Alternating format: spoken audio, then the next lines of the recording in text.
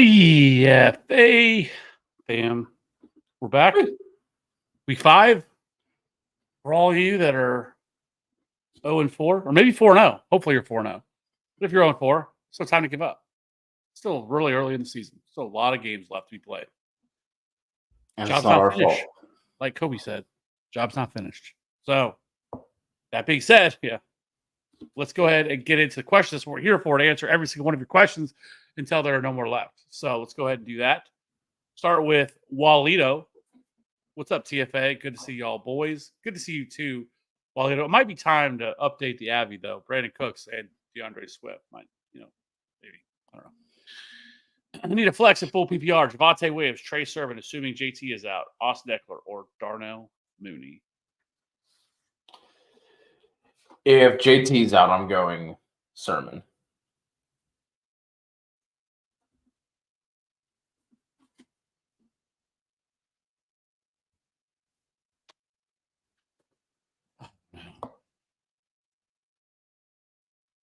Are we sure that he's like going to be the lead back? This one of the situations where we're sure.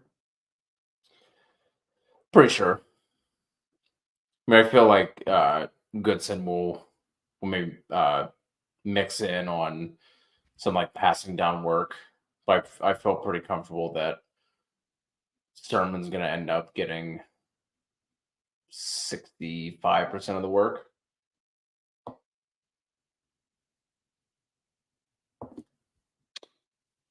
Yeah.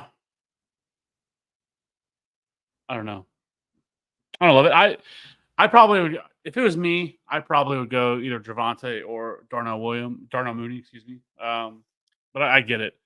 I don't know. It just seems like one of those situations where I don't know.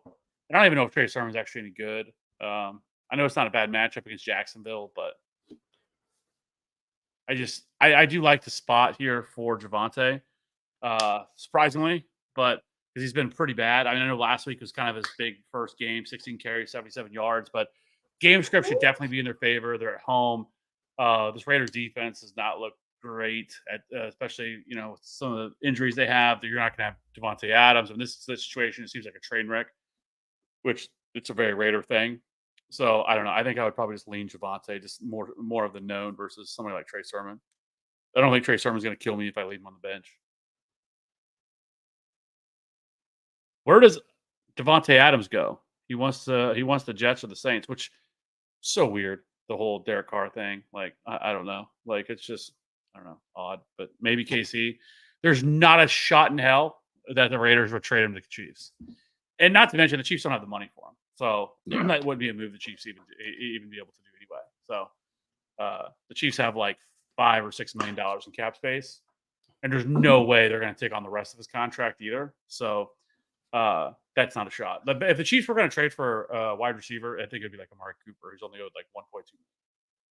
That would be something that they could pull off, not Devontae Adams.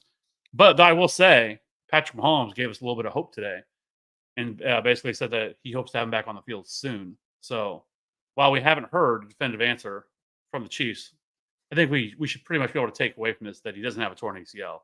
It's probably not something that's season-ending at this point. So maybe best case scenario, he has a bad bone bruise and he's out for a month or something like that. We'll see. Yeah, I feel like the Jets feel the most realistic, most likely. Yeah, the Jets do make sense. Obviously, Devontae Adams' connection and offense has been great. You kind of want to maximize the window of Aaron Rodgers is very short anyways. That would make sense. I could see the Saints too, but I don't know. I don't even know if the Saints have the money. I mean, this has been a team that's been clearing cap space over and over and over again. Like, it doesn't seem like a very smart move for them. It doesn't really seem like a move that they need. Like, it's not like, oh, they're Devontae Adams away from, I don't think that's really something they need an offensive line. And because it doesn't make sense, it makes the perfect sense for the Saints. Yeah. So the Commanders probably should just lock that in. The Commanders are the one that make the most sense, right? You have a rookie quarterback under that, so it's the easiest way to maximize that that rookie stat, that rookie quarterback. It's such a cheat code in the NFL. Jaden Daniels has been phenomenal, but all they really have is Terry McLaurin. So that would make the most sense for him to go to the Commanders.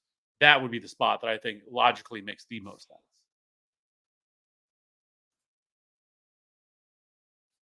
Trade Garrett Wilson for Devontae Adams.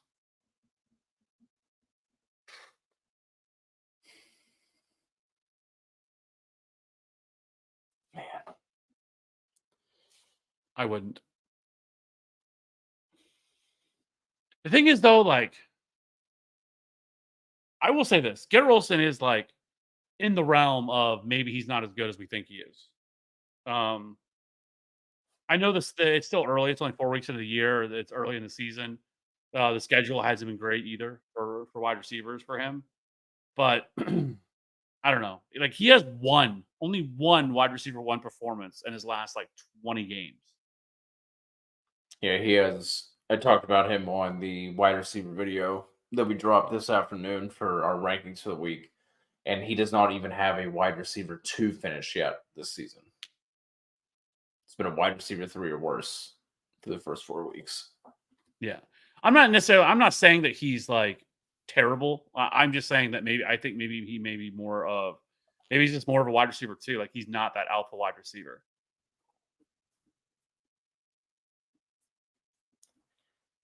I mean,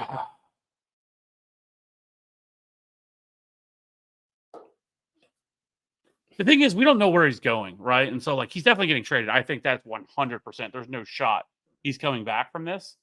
But I just don't know where he's going. And so, like, I don't know. Because even if he went to the Saints, I wouldn't like that. Like, it wouldn't, that's not a spot where you're like, oh man, he's going to be phenomenal. Because you still have Chris Olave. You still have Rashid Shaheed there. Like, there's still plenty of other options within the offense. Like, where he makes the most sense is a spot where I think that he can command a lot of targets. And I don't know if that's a spot for him to go. Like, I think, like, realistically, the best spot might be with the Jets just because of his familiarity with, and I think Aaron Rodgers would pepper him with targets. So. Yeah, I'd probably hold.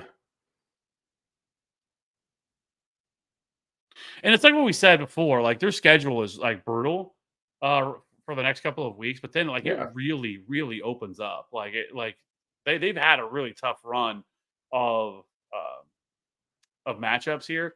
Like next week doesn't get any better either. With who they face, they have, let's see, they get Minnesota this week, which actually is not a bad matchup through the air. But then you get Buffalo, Pittsburgh, New England, and then from there you get Houston, Arizona, Indy, Seattle, Miami, the Jaguars, the Rams. I mean, so like I would much rather hold Garrett Wilson than trade him. Yeah, it's probably the move. Appreciate you, JP.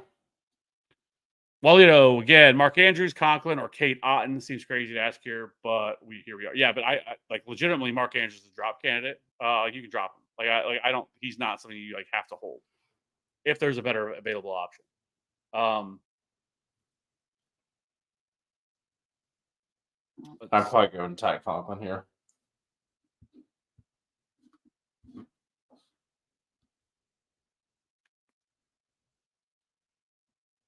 Yeah, or I would ask if like Tucker Kraft's available. Yeah, I have Tucker Kraft as a top 10 tight end this week. Also, another tight end that I think that like if you're like a team that like you're down bad at tight end, Eric All is getting more and more opportunity there. Rookie tight end, coming off the ACL, but he's looked really good, and I really really wouldn't be surprised if within the next couple of weeks he kind of takes over as his team's tight end one. And so like that's a good stash for for the next couple of weeks, anyways. See how that continues to play out. But yeah, I think I'd probably go Ty Conklin. I don't know. I don't love any of these options. Kate Otten is just I never get him right. When the best time to play him is. Yeah. So I would say if Tucker Kraft's not out there, I would much rather have him than that. But yeah. Kyler, Stroud, or Fields need 2 in a super flex. I'm gonna sit Kyler here.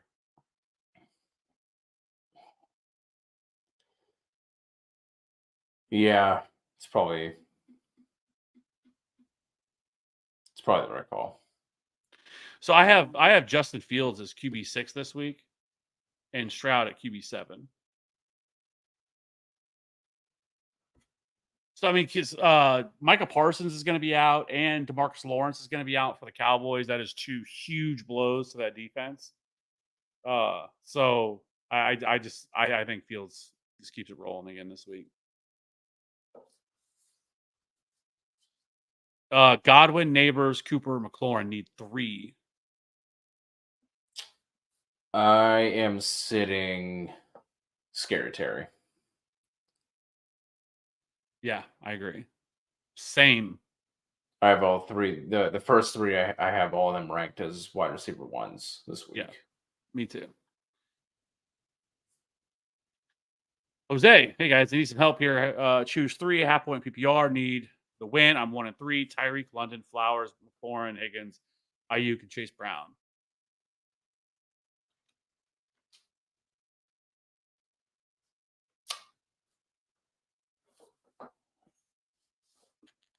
London.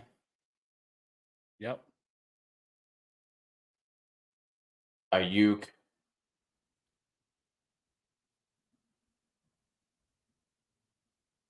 And Flowers for me.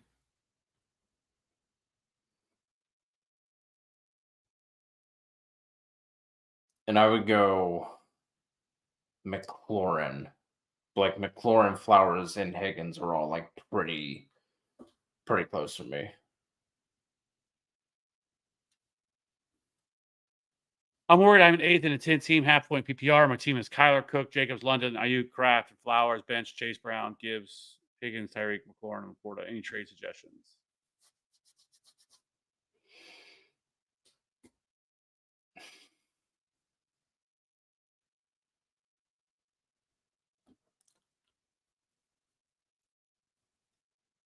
I mean, there's nothing obvious that stands out to me. Like, you have a good team. It's just full of dudes who've been underperforming this year. And I feel like that's like there's a lot of these type of teams sitting out there.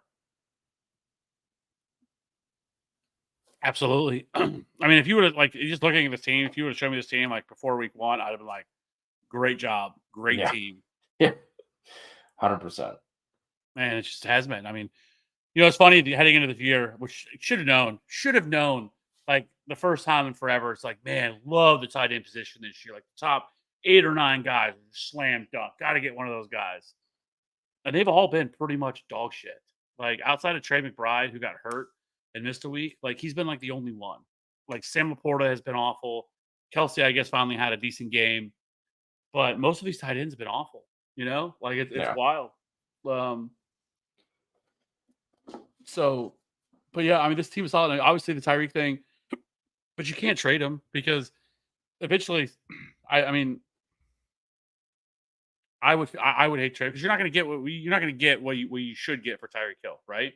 Right. And at some point, I think Tua is going to come back, or they'll do something. They're not going to continue down this road. I don't think. I do think they have a bye week coming up soon too. That should help, but like I can't trade somebody like that because, like I said, you're not going to get what you should get for him, and so you can't trade him. And then, but when you have a lot of players that are underperforming, it makes it really tough to try to trade them because, like what are you trading them for? And or are you just giving up? You're probably going to have to you're not getting what a lot of these guys are going to be worth.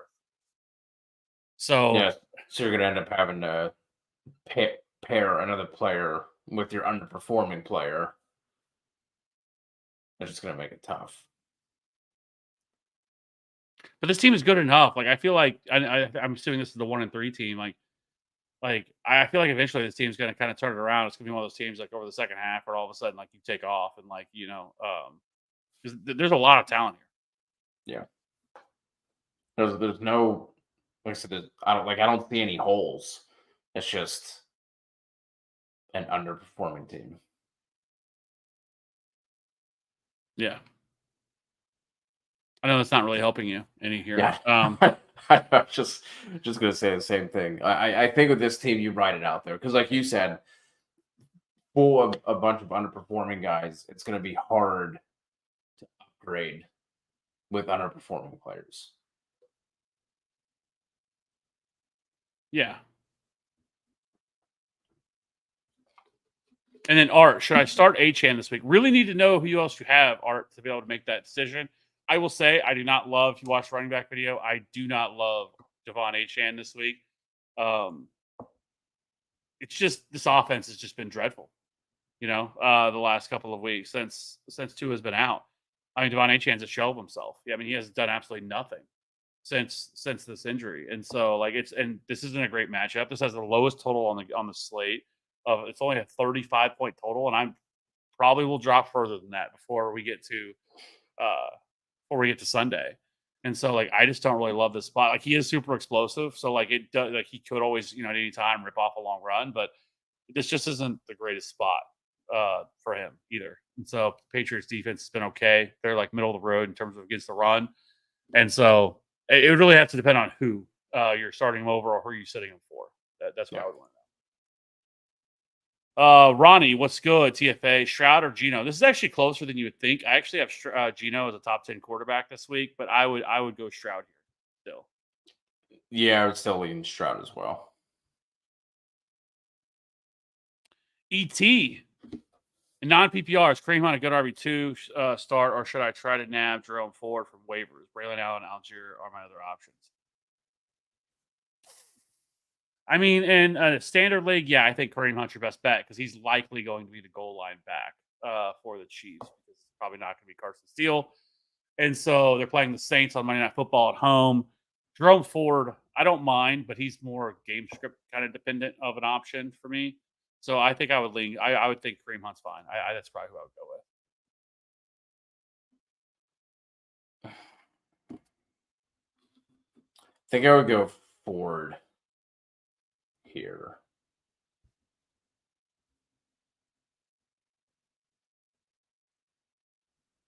Saints defense has been pretty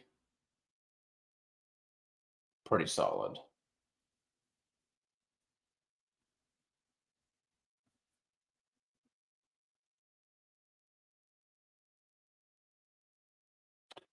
Yeah, if it was PPR, it would be probably easier Jerome Ford for me. I just think in a standard league, I just know Kareem Hunt's going to have that goal line role, so him being able to get some goal line opportunities, I think is a little bit higher than probably Jerome Ford's is. So that's just kind of my lean on it.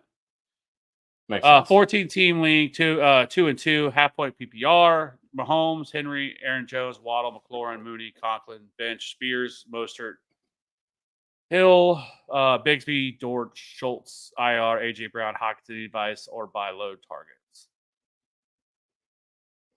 Well, the good news is you'll get AJ Brown back next week. He'll 100% be back, ready to go. So you'll get him back. And then Hockenson, they just opened up his practice window, so he should be back soon too. So that is kind of a nice boost. So you get both of those players back here, put back in this offense. Your biggest problem right now is actually the thing that I wouldn't have expected this year because of all the moves they made, and that's Mahomes. Mahomes just he's not a good fantasy quarterback. He hasn't been for the last year. He's been like the QB 12 or QB 13 over the last calendar year. Heading into this year, when they had Hollywood Brown, Rashee Rice, and Xavier Worthy, and all these weapons, I thought that he was gonna have one of those monster years that he had 2 or 3 years ago. That does not look like the case anymore. They're back fully to what they were last year. It's going to be a lot of short underneath, just getting the ball out of his hands. It's going to be using, Travis Kelce, the way that they used to. It's not going to be the offense that we thought we were getting. And so, but it's tough because you can't do you can't drop Patrick Mahomes, but you can't really trade him either because I don't know. Yeah, especially in the 14-team league as well. But the other part of this, I mean, Derrick Henry had a monster game. Aaron Jones has been really solid. Waddle kind of in the same position, kind of waiting and hoping that Tua is able to return. McLaurin actually starts to look better. Mooney's been good. Conklin, you don't have to worry about him once Hockenson comes back in the next couple of weeks. Your bench, I think, is solid with Bigsby and Mostert, Spears. Dortch, I think, is fine as well. So you do have quite a few tight ends here, but I get it because you don't really have a great tight end, so you're kind of playing matchups here between Conklin and Schultz. But here the next couple of weeks, I think that's a move you can make. Once Hawkinson's back, you'll be fine there. But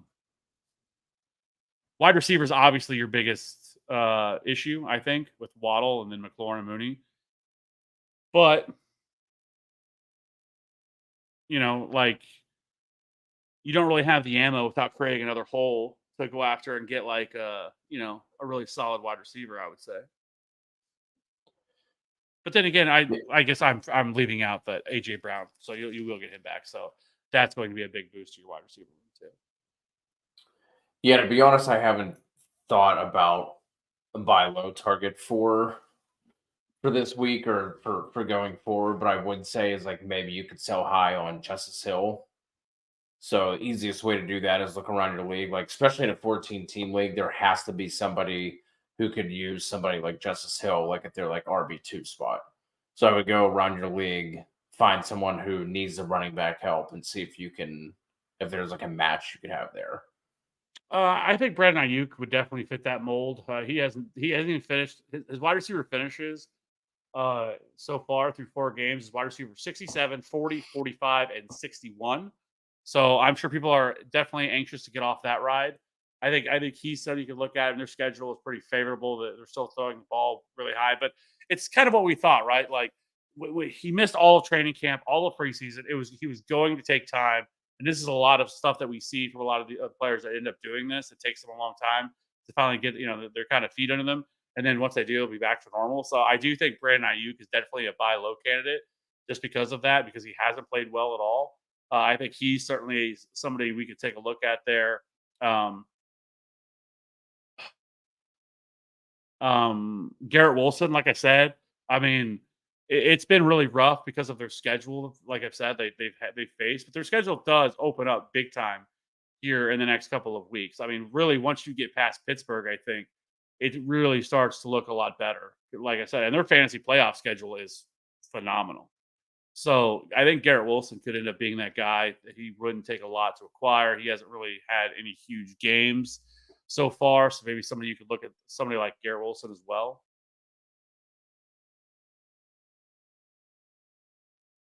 So Chris, PPR league, Stroud or Purdy, Ford or Najee. Appreciate you guys and the work you do. Appreciate you, Chris. For me, this is going to be Brock Purdy, For your party as well. and then I'm going to go Najee. Yep, I'm with you. All right, get through some of these. Taking a little time. Ken, pick two: Bigsby, McLaughlin, Roshan, or Tyrone Tracy. So the one positive I think you could have here is Devin Singletary, another in like it just practice week just started. And Devin Singletary apparently hurt his groin in practice. I'm like, when is it going to stop? It's Like, I don't I know. don't I can know. name a year where we've had so many injuries in practice. No. Like you said last week, it seems like we always say, like, oh man, feels like it's been like super crazy this year. Like, haven't had a year like this before, but I truly feel like we haven't had a year like this before. So if he misses, then I think you play Tyrone Tracy, especially in PPR formats. Yes. And then, which I was thankful somebody I had actually had him in my home league, and then I dropped him like a couple weeks ago. And as soon as I saw that, I ran back out and picked him up because I have Devin There you Singletary. So I would probably go Tracy if he sits, and then I would probably go Roshan Johnson.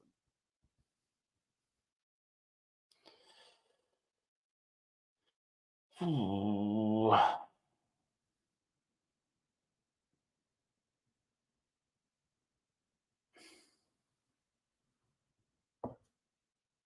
Who's the I think I might go Tank here. Just because I feel like the backfield for the Bears has been nothing but a bunch of fuckery. Like we thought this is going to be the week that Roshan got the extended look, which I guess technically he did, but Roshan popped off. We were told that Khalil Herbert was going to be the short yardage goal line back. That was not true. Roshan got that work. So I don't know. I just feel like Khalil Herbert could end up mixing back in. I don't know.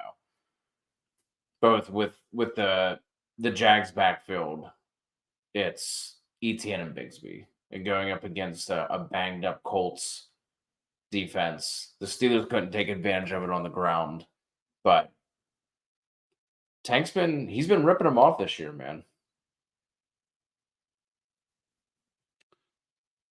Yeah.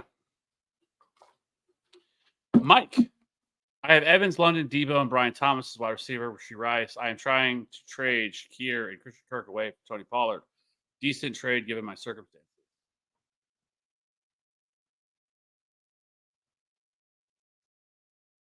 Feels Yeah, like I'm fine. that feels like a little much.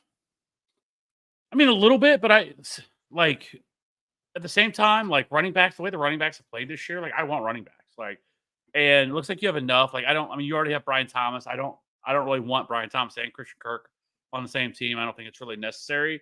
Shakir, like the frustrating thing with him is I don't think he's going to have these games where he's. It's going to be very much like the Bills really went out and did exactly what they tried to do with the Chiefs, and like that's what they're doing. They're spreading the ball around. I don't think on a week to week basis you're going to feel great about any of the Bills' wide pass catchers. So I'm okay with that. Like, Tony Pollard has been solid this year. And so I have no problem with doing that. Like maybe a little bit of an overpay, maybe. But if you're really looking for a running back, I'm fine with it.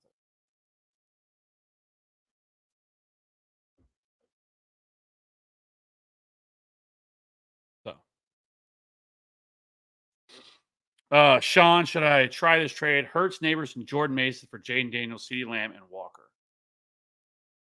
Are you asking like should you propose this trade or are you asking or is somebody offering you this? Because if you had Hurts, Neighbors, and Jordan Mason, and somebody offered me Jane Daniels, CeeDee Lamb, and Walker, I would have already hit accept. Yeah, this is pretty easily the Jaden Daniels side for me. Yeah, completely agree. What's up, Ashton?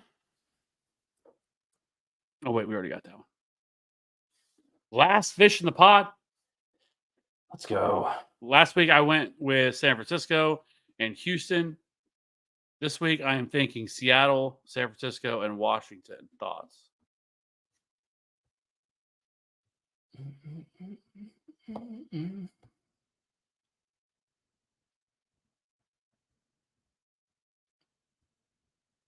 Seattle, I like.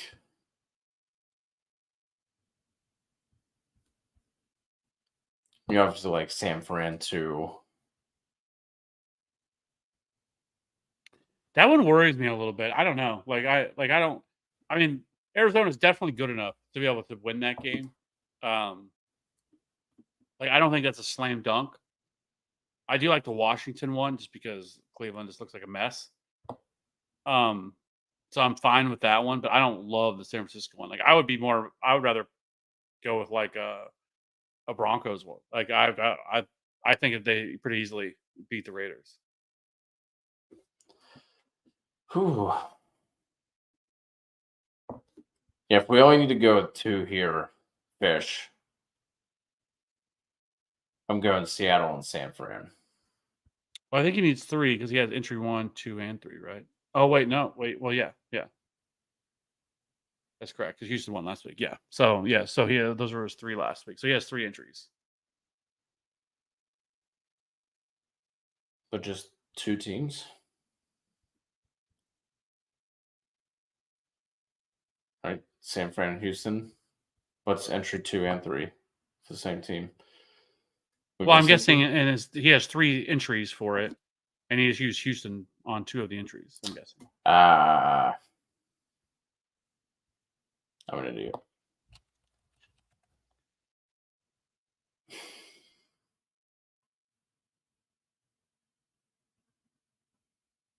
Oh.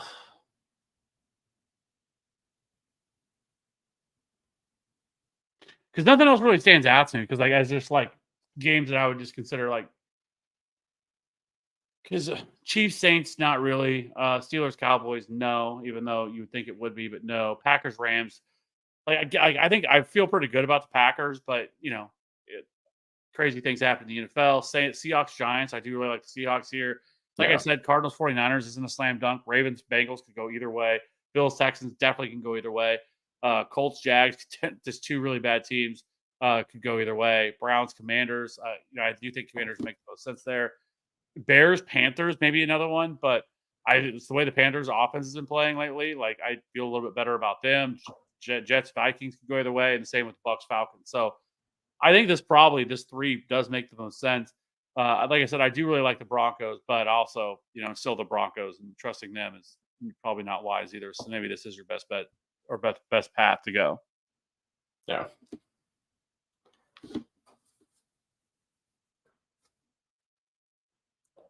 I'm a bit thin at running back and being offered Garrett Wilson for Tony Pollard. Feels like an opportunity. Wide receivers Chase, DJ Leggett, Ridley. Running backs Connor, Pacheco, Pollard, Hunt. I would not do that. Just because, I don't feel like then you're left with Connor and Hunt. From what I'm reading here, Yeah. And because Pacheco, who knows when he's back? I don't know when that's going to be. And so, you become really thin at that point. I don't really feel like you necessarily need wide receivers. Chase, DJ Moore, Leggett, Ridley. I feel like you're pretty solid there. Yeah, I agree. Start Darnold or Richardson. I'm going to go with still Anthony Richardson here. I just don't. Against the Jets defense, I think this is kind of the week that Sam Darnold comes back down to earth. Yeah, if Richardson goes. And he was limited in practice today, which is a pretty good sign. Yeah. Then I would lean Richardson as long as he's playing. Big Cess. Andy Dalton, Kyler Murray. I'm going AD, KM, cry too much.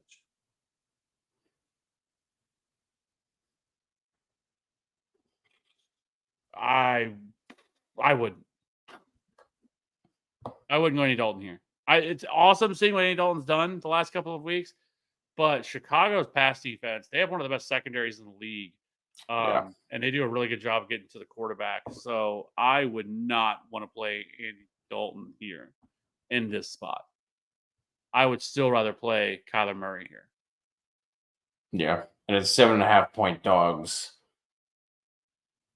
They should be forced to throw it a little bit more, you would think, and not have Drew Petzing just try and establish a run when they're down multiple scores.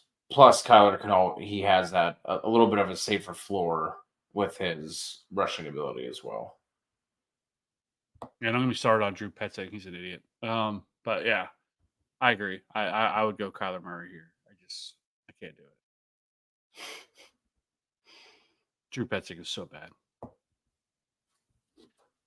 Chip, Mooney or Wan'Dale? I think you go Mooney if you need to take a little bit more of a swing, and Wan'Dale if you just need to save points. I'm going to go Wan'Dale. It's just, man, this dude has seen an incredible amount of targets. He's like a PPR machine right now. Yeah. Andrew, fellas, do I trade Brian Thomas and Bucky Irving or Hunt for Tyreek and Flowers? My wide receivers are Amin-Ra, Rice, Thomas, Higgins, Reed. My running backs are Kyron, Cook, Bucky, and Hunt.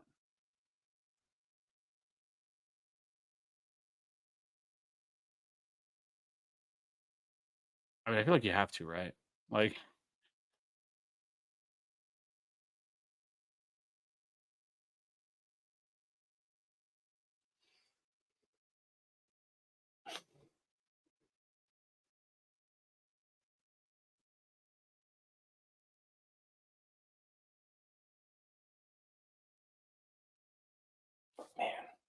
I would do it. I think I would take a shot. I'm swinging for the fences here because once they figure this out, Tyreek is going to blow the doors off anybody else in this trade. Kareem Hunt probably still has some sort of a ceiling on him. Bucky, I like him as an option. I love Brian Thomas. I think Brian Thomas is going to be a stud for a while, but you're still getting also Zay Flowers in this as well. So it's just you and Tyreek is a slam dunk. If you can get Tyreek, I'm doing it. Yeah, you're probably right. I just have so much Tyreek that it pains me. TK, who should I start in my flex? Waddle, Addison, or Dontavian Wicks? This is easily Dontavian Wicks for me. I'm going Wicks as well. I have Wicks as a top 24 wide receiver this week. I think I have him just outside of that. I think I have him a little bit lower, but I did talk about him on the ranking show. So I have that Wicks, Addison, and then Waddle would be last for me. Romeo Dobbs or Jalen Waddle? Dobbs. I'm going to go with Waddle, but it's a lot closer than it should be. But I'm still going to go with Waddle there. We already answered that. Would you trade Garrett Wilson in return for Higgins, Brian Thomas, and Kelsey? Yes. Yes. Yeah. That even Just yeah. just Wilson? Yeah. That's all I have to give up is Garrett Wilson, and I can get Brian Thomas and Kelsey and Higgins. Yeah. Yeah. Yeah. Absolutely. Start 2. Garrett Wilson, Ayuk, Wandale, Shaheed, and Shakir. I'm going to go with Garrett Wilson and Ayuk. Yeah. Yeah. I think this is actually a low-key good matchup if as long as they can keep Aaron Rodgers upright, because so Minnesota is do an excellent job of getting pressure on the quarterback. They lead the league in sacks with 17. However, they also allow the second most passing yards per game. They are averaging well over almost 300 passing yards per game to quarterbacks right now.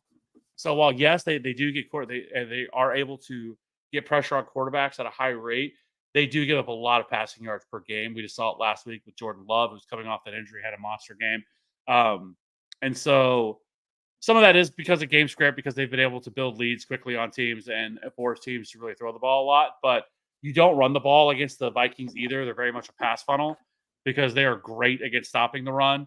And so I do think this is like the first spot with Garrett Wilson, like where I could see Garrett Wilson go off and have maybe a wide receiver 1 week finally, and then everybody's now off of can't really buy him anymore because everybody's back on being excited with him. But so I am okay with starting Garrett Wilson this week.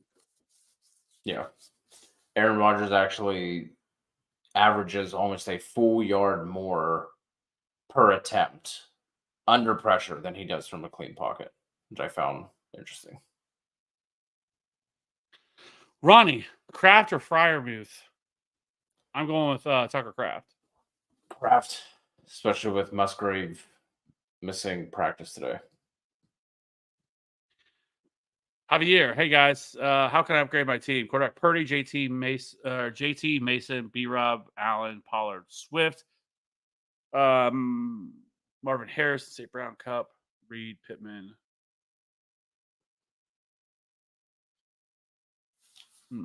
It's a nice team. I mean, similar to the question we had earlier about potentially upgrading a team or buy low trade targets. I think potentially trying to sell high on Swift and get out of that as quickly as I possibly could. Like, there's another team where I don't see a lot of holes. Njoku potentially coming back, which should help. Yeah, I mean, it's just not even just that, but I mean, Jaden Reed obviously now getting Jordan Love back. It's a big help.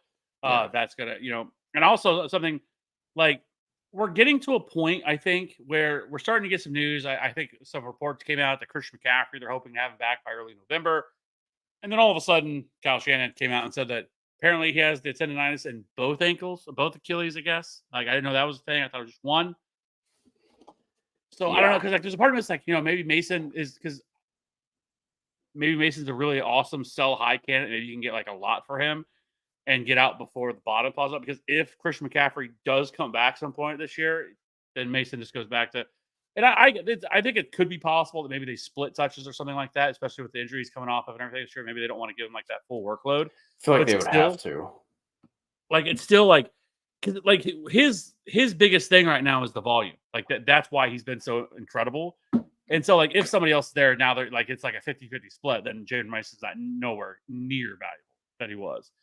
And so, like, I don't hate trying to go out and like kind of shop him a little bit to see what you can get. But the other flip side of that is Chris McCaffrey doesn't actually come back this year. It's not until like very late in the year or whatever. and then you just traded somebody that could end up being like a top 10 running back rest of season. But it would really depend on what you can get for him. Like, I'm not giving him Yeah. up for anything, but I think if you can get something, that I definitely would look to do something like that.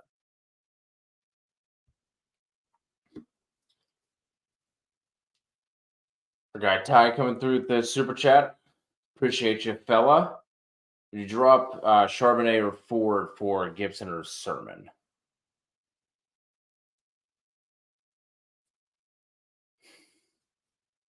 No. Probably not. I know the report or the quote came out today from Gerard Mayo saying that, they might look into, naming Gibson the starter because Ramondre Stevenson keeps fumbling, but I don't know if how much I buy that or if that's just them trying to like light the fire under Ramondre Stevenson or whatever, coach speak type stuff. But I'd still rather have Charbonnet. You kind of saw the role. If anything happens to Kenneth Walker, he's still going to have standalone value too. And then Jerome Ford, even when Nick Chubb comes back, I know people are starting to, get excited about Nick Chubb. And I'm seeing people out here like posting stuff of like, oh, you should definitely go try to buy Nick Chubb. I'm not. I have no interest in Nick Chubb at this point. So Jerome Ford is not going anywhere this year either. So Sermon is absolutely nothing. As soon as and it's still possible JT plays this week. Like we don't even know if he's going to miss. They called it a mild high ankle sprain, so it's certainly something he could play through. Yeah.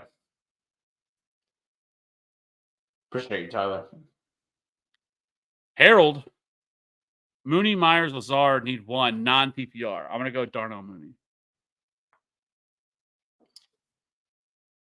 In a non PPR, I'm gonna go Lazard in a non PPR. With Hurts on bye, I need to drop one to pick up a quarterback. Ford, Chase Brown, or Hubbard.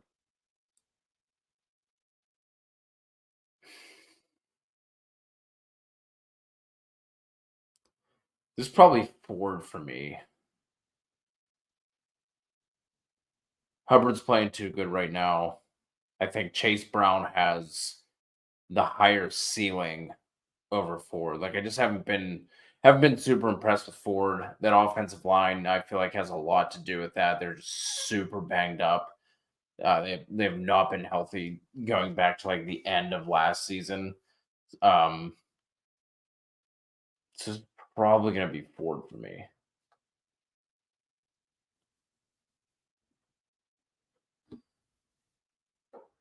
Chip, do you have like a second tight end or a second quarterback or something? You know what? It's crazy, but like depending on your record, like, do you have like a defense? Like, just don't start a defense this week. Pick one up for a quarterback. Yeah, or that's. And think about it. Like on most weeks, your defenses are giving you like 4 or 5 points, right? They're not like somewhere in that range. Maybe a little bit more, depending on who they are. But like, yes, there's defenses that have outlier weeks that score 20, but that's usually few and far between. Even like on a really good week, you're happy if a defense gets you 10.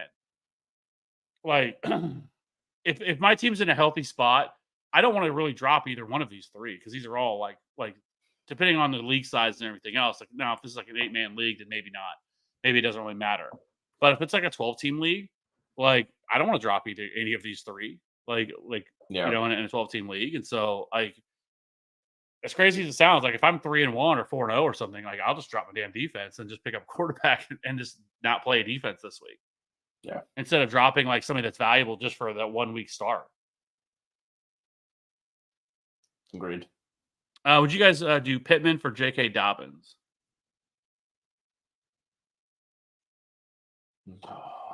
Yeah, I'm probably fine with it. I know Pittman's coming off his best game of the year, but it had a lot to do with Joe Flacco, not as much Anthony Richardson. Put some respect on the name. I think he did have 2 for 60 with Richardson under the helm.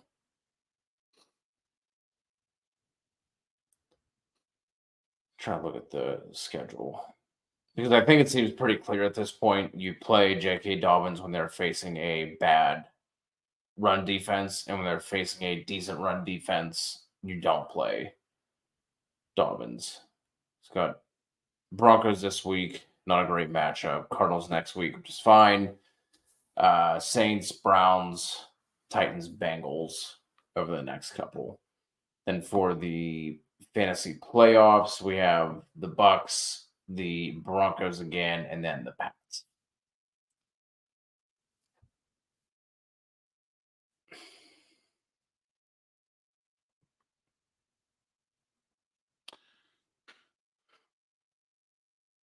I mean, it's probably fine if you need a running back, but if you're doing it, just understand he's not a plug and play. Yeah, but I don't know if Pittman is at this point. I mean, for the last couple of weeks when we were sitting Michael Pittman, it's because he's been so bad. Right. I just mean if you're making that trade because you feel like you need like an RB2 or something. Yeah. Jacob, start 2 in a PPR. Ramondre, Jerome Ford, ETN, Kareem Hunt. Thank you. I'm going to go with Ramondre and ETN here. Yeah. I agree. Not good at fantasy. Would you do Hill for Tay Adams? I'm assuming that's Tyreek. Probably not Taysom, right? No, I wouldn't. I would still rather have Tyreek. Yeah. Quincy trying to trade Ford and Mooney for Monty. Is that a fair trade? The guy has Chubb on his team. I mean, probably not. I mean, it's probably a little thin for the Dave Montgomery side. I mean, Jerome Ford has been okay. I mean, he has scored double-digit fantasy points in 3 of the 4 weeks. He's been a top 36 running back in almost every game. There was one that he wasn't. He finished RB 37, and he does have 2 top 20 performances week 1 and last week against the Raiders. Jerome Ford does. Like, he's been fine, but like the best part about him has been his pass catching work. He has multiple games where he's seen 4 more targets. That's really where his help, because he really hasn't been used heavily as a rusher. I mean, most he's seen is 12 carries in a game, but generally speaking, he's been around 8 to 10. And so touchdowns isn't going to be a strong thing, but if he can maintain his pass catching usage, then I think he's fine. But I mean, Dave Montgomery is going to score a lot of touchdowns. Mooney's not coming off a great game like he was previously. So, like, it's not like an abysmal, like, oh my God, like there's no way that guy's going to do it. But like, I find it hard to believe that would get it done. Yeah, that wouldn't move the needle for me if I had Monty in a vacuum. Yeah. Do you think K. Dotton will be a decent play tomorrow? Look for any tight end that can put up points. Like I've said, man, like K. Dotton is like the most mid tight end there is. Like, he's the creative player that this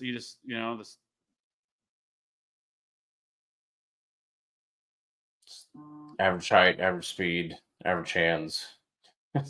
I mean, I think if you're looking for the silver lining, they are down to like Sterling Shepard as their wide receiver 3. McMillan's not going to play, and Palmer's not going to play.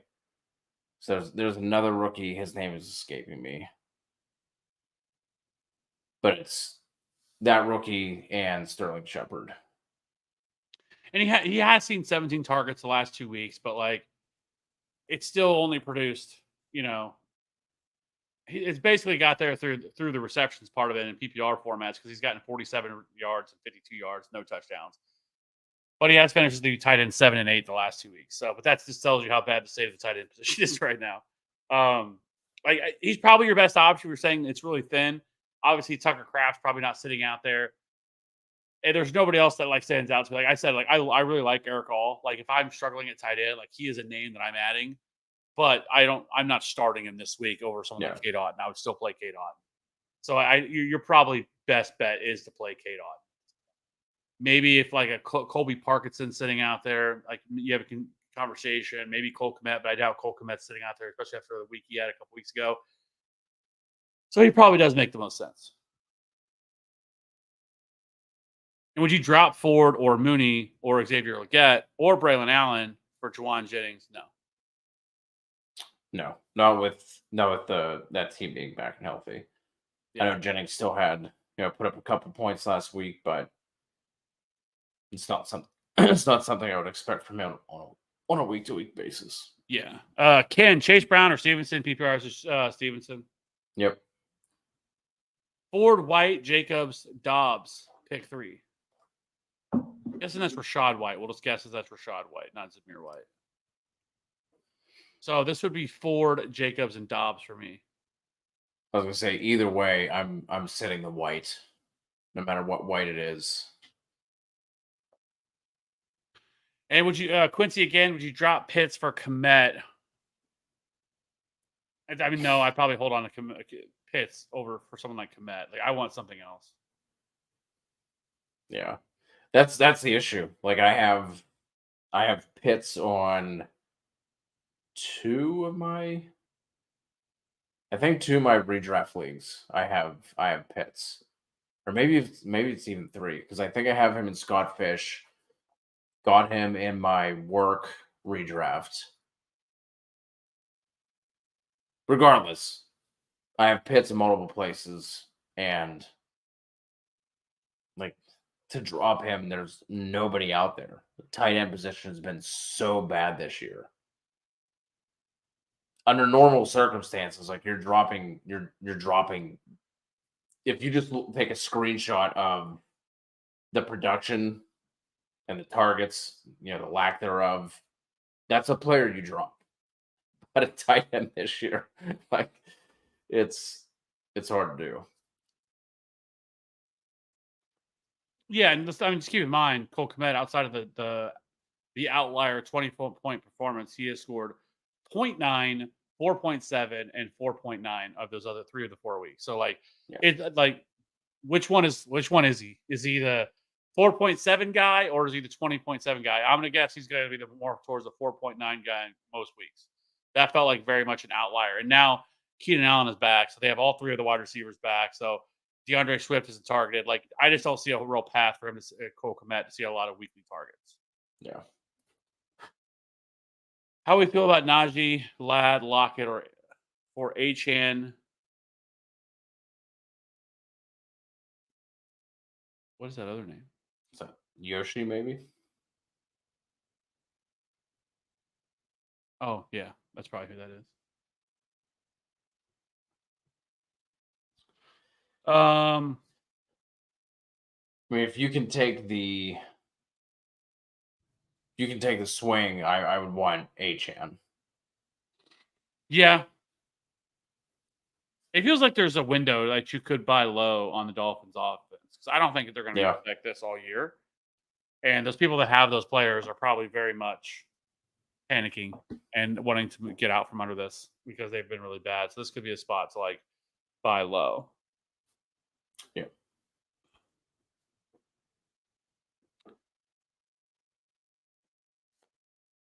William, do I jump the gun dropping, or did I jump the gun dropping Rice? I really need the space. Still need space. I'm running no kicker this week, most likely.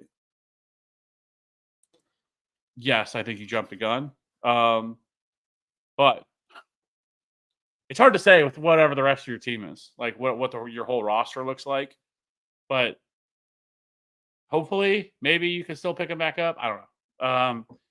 It's just we haven't heard anything. Like I can't remember a player that has taken this long. We are now heading into Thursday, and we still have no idea outside of like we're people are out here searching Instagram posts. Like he posted something like a SpongeBob post today, and people ran with that. Like it's just we have nothing to go off of, and so like dropping him, yeah, because like it's entirely possible that maybe he's out for a couple of weeks. Like if it was just a bone bruise and like he didn't have any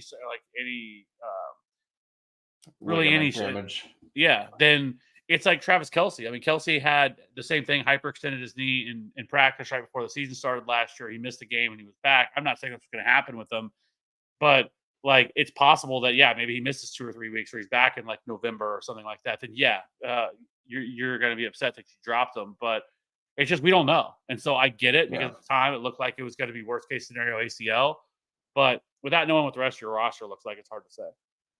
Yeah.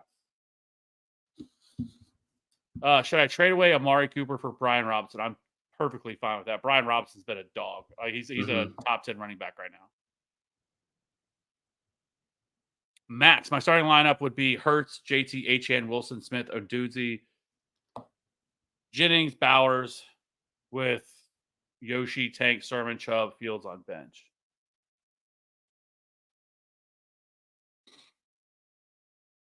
Yeah, it's pretty sick for a 14-teamer. Yeah, I agree. Taylor might not play. Yeah, I understand, Tyler. But the problem is that Trey Sermon holds no value after, I mean, in a week from now, whenever Jonathan Taylor's back. Like, it doesn't sound like this is anything sort of serious. So dropping a player like Charbonnet or Ford, who's going to have much more long-term value. And I don't even know if Trey Sermon's actually any good. Like, I've seen nothing to say that he is, but like, I get it. It's a starting running back but it's for 1 week. Like, it'd be different if Jonathan Taylor got put on IR. It's a totally different conversation. But this sounds like it's a very short-term thing with JT. And if it is, then I don't want to drop Zach Charbonnet or Jerome Ford for a player who's only going to be, I would only go use for this week. Ronnie, Hunt or Swift full PPR? Are we going to get got? Are we going to say DeAndre Swift and then all of a sudden he's going to go right back to being DeAndre Swift, the player that we saw previously? I'm not going to get got. I would go Hunt here.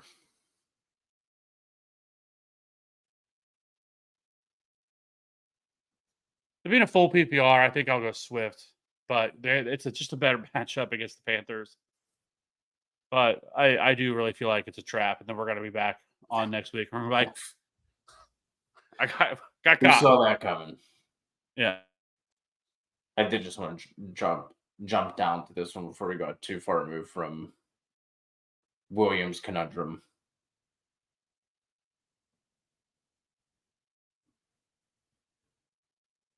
Yeah, it's tough. It's a tough situation. I probably would have. If it was me personally, I guess it depends on what you needed the space for. I guess, like, what were you trying to add? Because I don't think he really said. He just said he needed space, and I'm running no kicker this week. I'm guessing you have players on bye. Like, I don't know. I guess it just depends on what it is you were trying to do, or what it is that you were trying to do there. Because that's just tough. Because I don't want to drop these other players either. I get it. I guess at the very least I would have waited, unless I had no choice. But like if I could wait, I would at least try to wait until we hear exactly what's going on with Rashee Rice before I just drop them.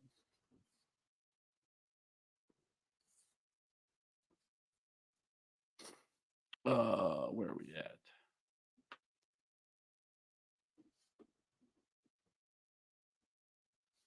Sorry, right here. Throw you off your game. If Adams is traded, who we think is the better wide receiver? I'd probably be Jacoby Myers, but I'll be honest, I don't love any of them. Yeah, I think it's a case where Jacoby's going to have the safer floor and Tucker's going to be way more boom bust. It's like better, I guess, would be Jacoby, but kind of just depends on what your team needs. Yeah. Get Bryan Edwards back on the Raiders. Let's give him another shot. I miss Brian. I mean, that was such a fun time. It was. What a time to be alive. I know. Who should I start? Chase Brown or Javonte Williams, PPR? It's gonna be Javonte Williams for me. Yeah. By a smidge. Mizzou, big game this week for Mizzou. Mizzou is an underdog. I know we're on the road against Texas A&M, but Mizzou is the underdog. How is that? The number 9 team in the country, the underdog. Disrespect by Vegas. Missouri's going to lose that game. It's just Mizzou. I hope not. I'm going to be upset. 808. Need one flex. Rashad Bateman, Mike Williams, Odunze, Dowdle, Jeremy McNichols, Manuel Wilson, Carson Steele, Cam Akers. So we can just cross off Carson Steele. We can cross off Cam Akers because Joe Mixon looks like he's back. We can cross off Jeremy McNichols because Austin Eckler looks like he's back. So all those guys are completely out. I'm not playing Rashad Bateman. I would probably go. I hate their matchup though. I was gonna say Dowdle, but man, I hate that matchup. I think I might go Emmanuel Wilson here.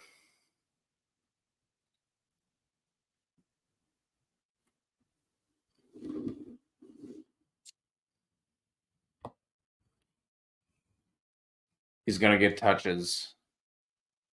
It's not a mad matchup. Not a bad matchup whatsoever. Man.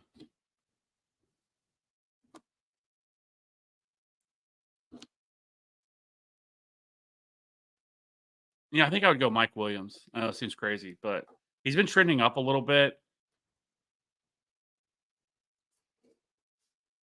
I would love to say Doonesy, but now with Keenan Allen back, like it's not as enticing.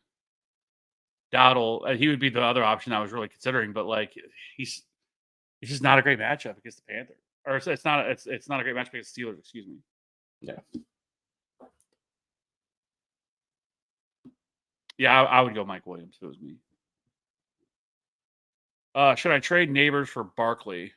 Need an upgrade at running back. My other wide receivers are Deontay, Devonta Smith, Higgins, Cup, Brian Thomas. Who do you have at running back? Did he?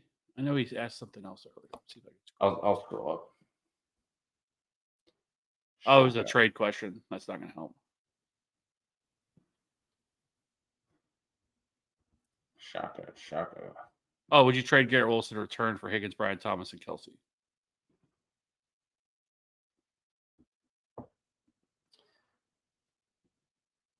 I'll keep an eye on the bottom of the chat and see if, like in a vacuum, I'm fine with it, but I would like to know your running backs before.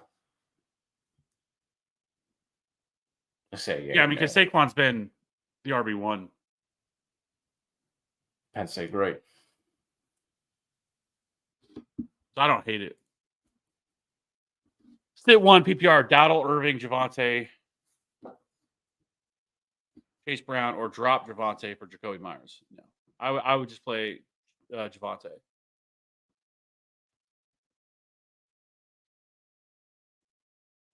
Yeah.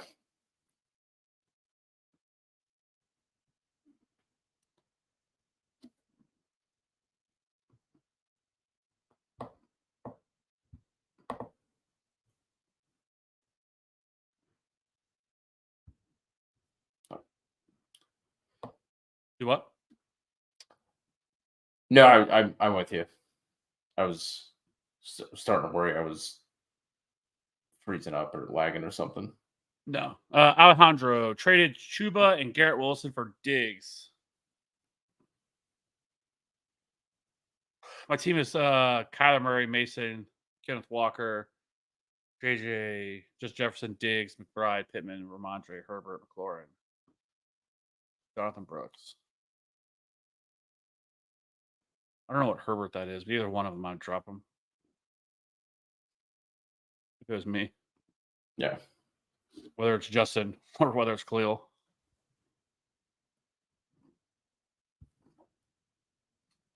I would have wanted the Chuba and Garrett Wilson side. Yeah. I agree. Getting ready for that Diggs revenge game, I guess. Then sell high on him. Yeah.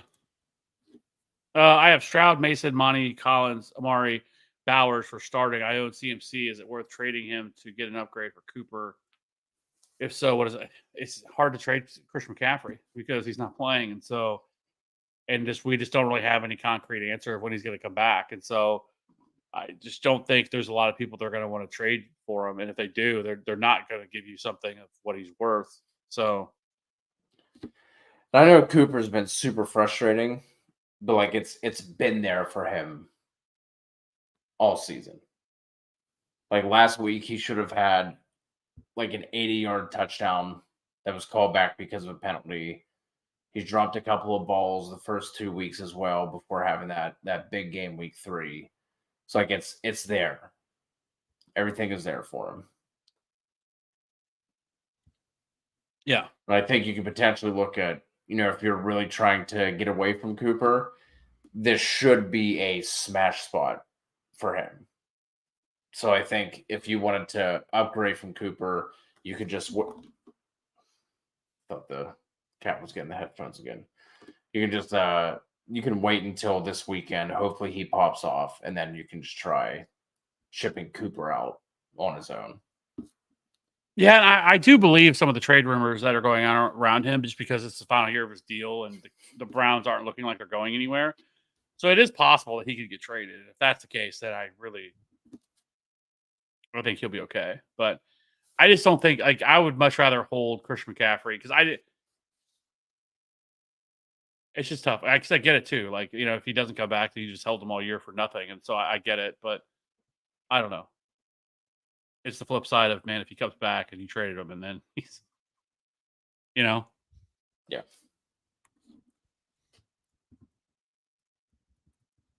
Should I start Xavier Legette or Josh Downs? I'm going to start Legette.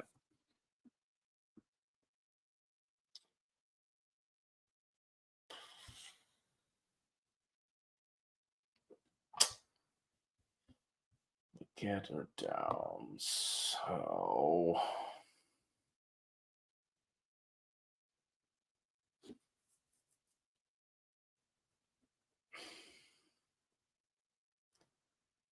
I'm gonna go Downs. I think it's pretty close between both of them. I think they're both That's- like wide receiver 4 or 5 category. I think they're both pretty similar. Yeah. This is a question. Oh, didn't see that one. Legette, Shakir, McConkey for London. Yeah, sure. I would do that. If I can get London for that, yeah, I'm doing it. Yeah. I'll go with that.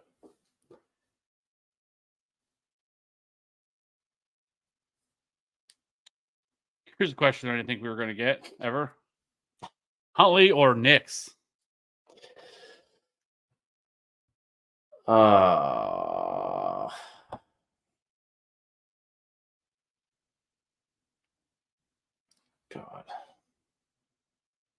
I'm going to go with Bo Nix. Like, outside of last week, like, he's provided something on the ground. Like, he's had 35, 25, and 47 rushing yards. So that's kind of been okay. Decent matchup against the Raiders. I think I'm with you. Is Joe Flacco playing? Sadly, it does not sound like he is. It sounds like Anthony Richardson's going to be back.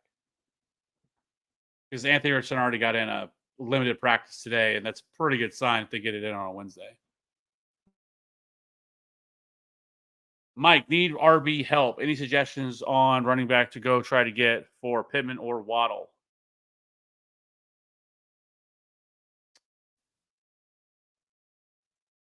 Oh, Lord. I mean, you could try like a Zach Moss type.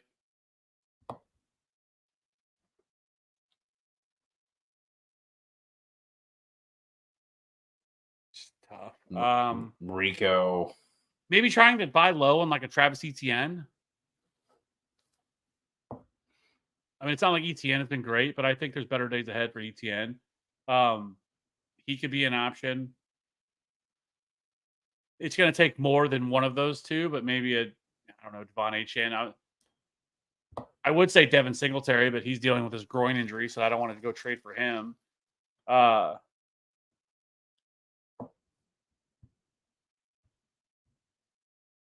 Trying to think. It's like Rico, Bucky.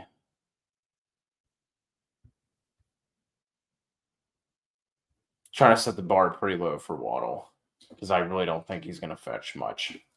No, and that's the problem, right? Like, I know you're trying to trade them because they're not really bringing much to your team, but everyone else realizes that as well. So, yeah.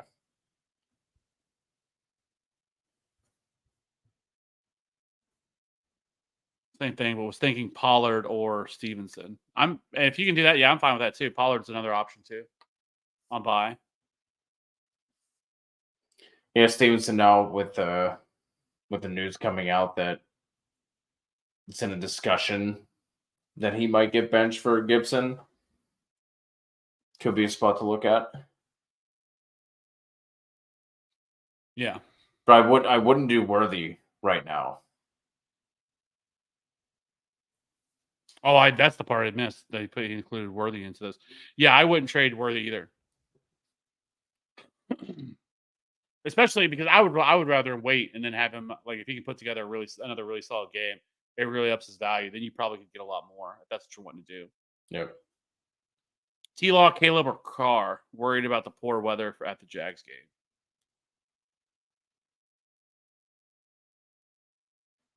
The last I saw was just like scattered showers. I haven't seen anything. Haven't seen anything since, but that was early this morning slash afternoon on the old Roto Grinders NFL weather report. Yeah, That was, basically another day with scattered storms in Florida. So far, we've been pretty lucky about dodging these, but you never really know until we get closer to yeah. kickoff. So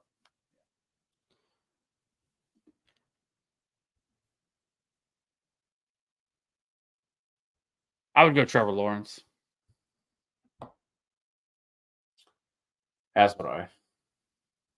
And then if, once it gets here, if you have to make that switch,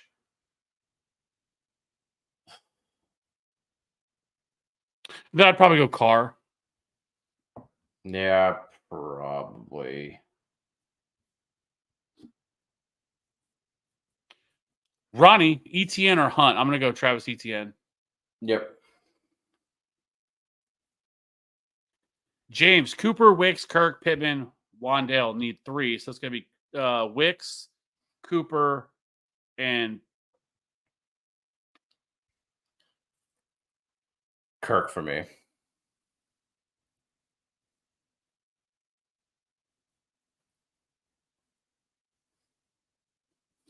yeah, okay, yeah, and Kirk. Finally we get a kicker. What is it? Most What's people the man that got to do? get a kicker question around here. And by the way, a little update on my Fantasy Pros kicker rankings. Number 9 last week for kicker rankings. So There you go. I'm just killing it. I'm killing it. Yeah. You and the 10 other people that rank kickers. Hey, we don't have to bring all that up. Doesn't matter how many people. Okay, there's like 120. Thank you. So yeah, so this is gonna be Fairbairn for me. It's pretty easily Fairbairn. I'll ride with the 9th highest kicker accuracy ranker. I do like Will Lutz. I mean, they are at home for Denver, so like that's obviously kicking Mile High is always a positive. But I still would go Kaimi Fairbairn. He's just one of the best kickers in the league. Good offense, good game environment, especially against the Bills. Could be a lot of points scored. So I would go Fairbairn.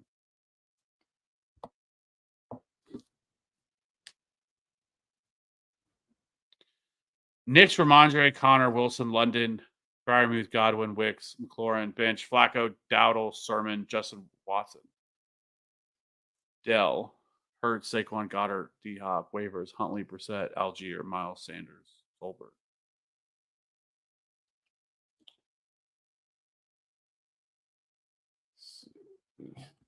Nothing on waivers that I'm interested in. The only one that you could maybe say is Jalen Tolbert with Brandon Cooks out, but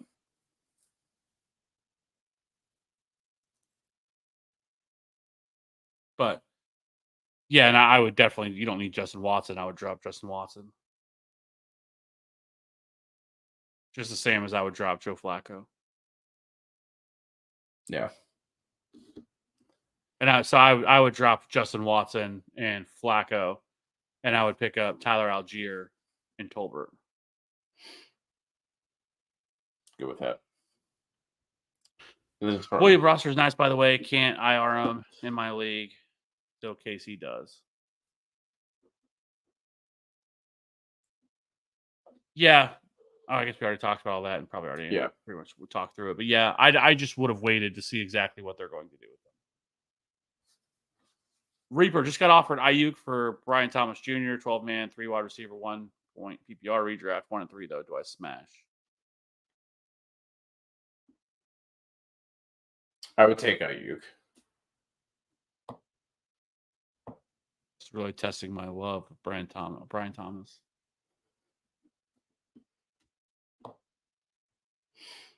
I don't know.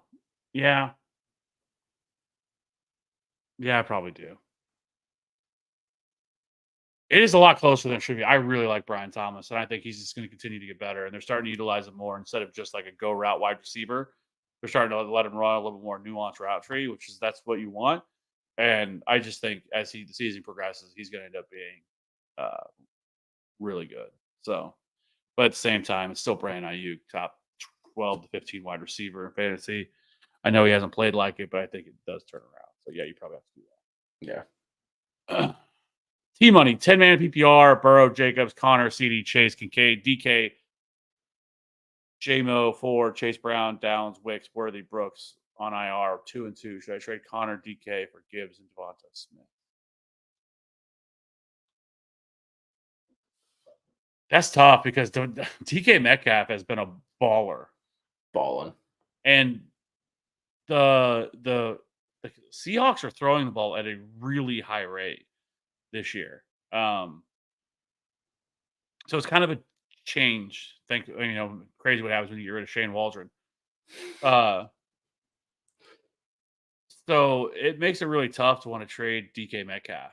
But James Conner's been okay. But being able to get Jahmyr Gibbs, Devonta Smith, I think I would do it.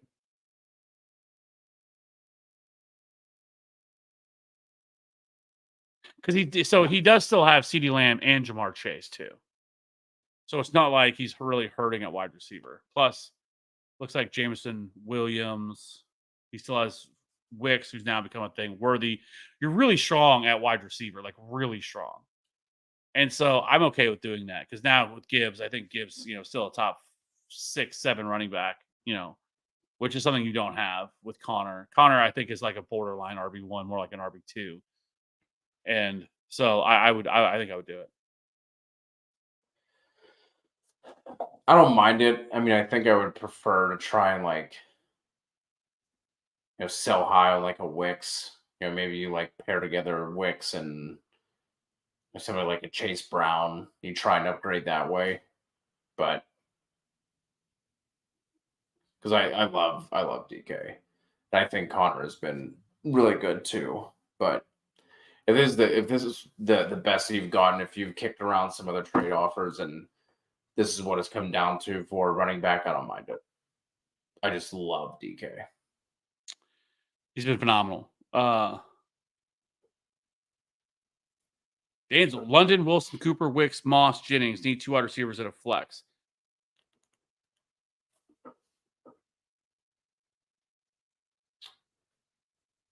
First 3.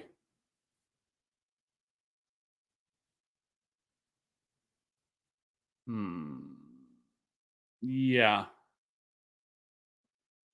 I agree. I wanted to get Dontavian Wicks in there, but I knew it. Ryan, start 2, Sutton, Dell, Chase Brown, Rico, Dowdle, half-point PPR. Oh boy.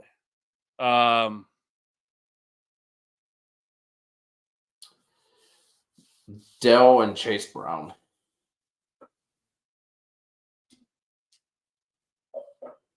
I'm going to go Cortland Sutton and take Dell. Sutton would be my third choice.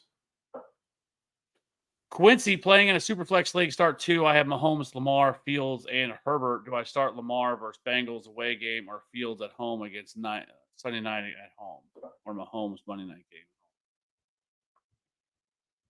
game? This is not something I thought I would say, but I would sit Mahomes and I would play Lamar and Fields.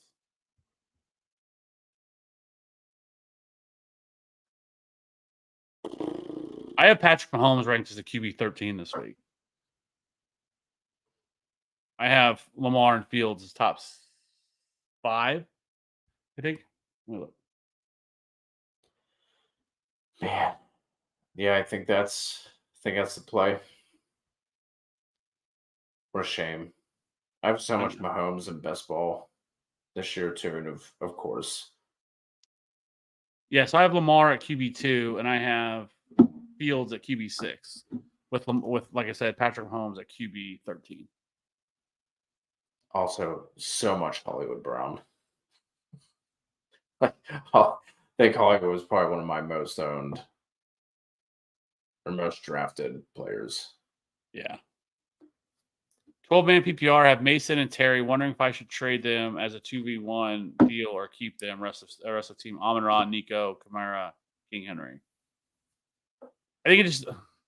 I mean, I don't mind it. You know, like I don't mind. Like I've said, like I was saying earlier with Jordan Mason, like I don't mind trading him, because he does have a possible, expiration date of if Christian McCaffrey returns, and he's just been playing phenomenal. And so, like, really trying to maximize him, I think it just depends on what you can try to get for him. Like, I would send out trade offers for a bunch of just fly out a bunch of trade offers, see what you can do. I mean, and somebody accepts. If they don't, I would shoot high. Like, I'm not underselling it.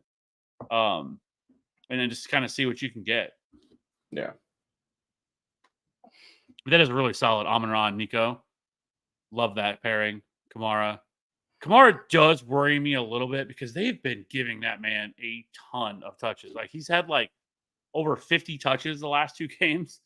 Like for a 29-year-old running back, like it just feels like this isn't going to end well for him. So that makes me nervous. But Derrick Henry has looked really good too. I have to admit, like he looked really good last week. Phenomenal.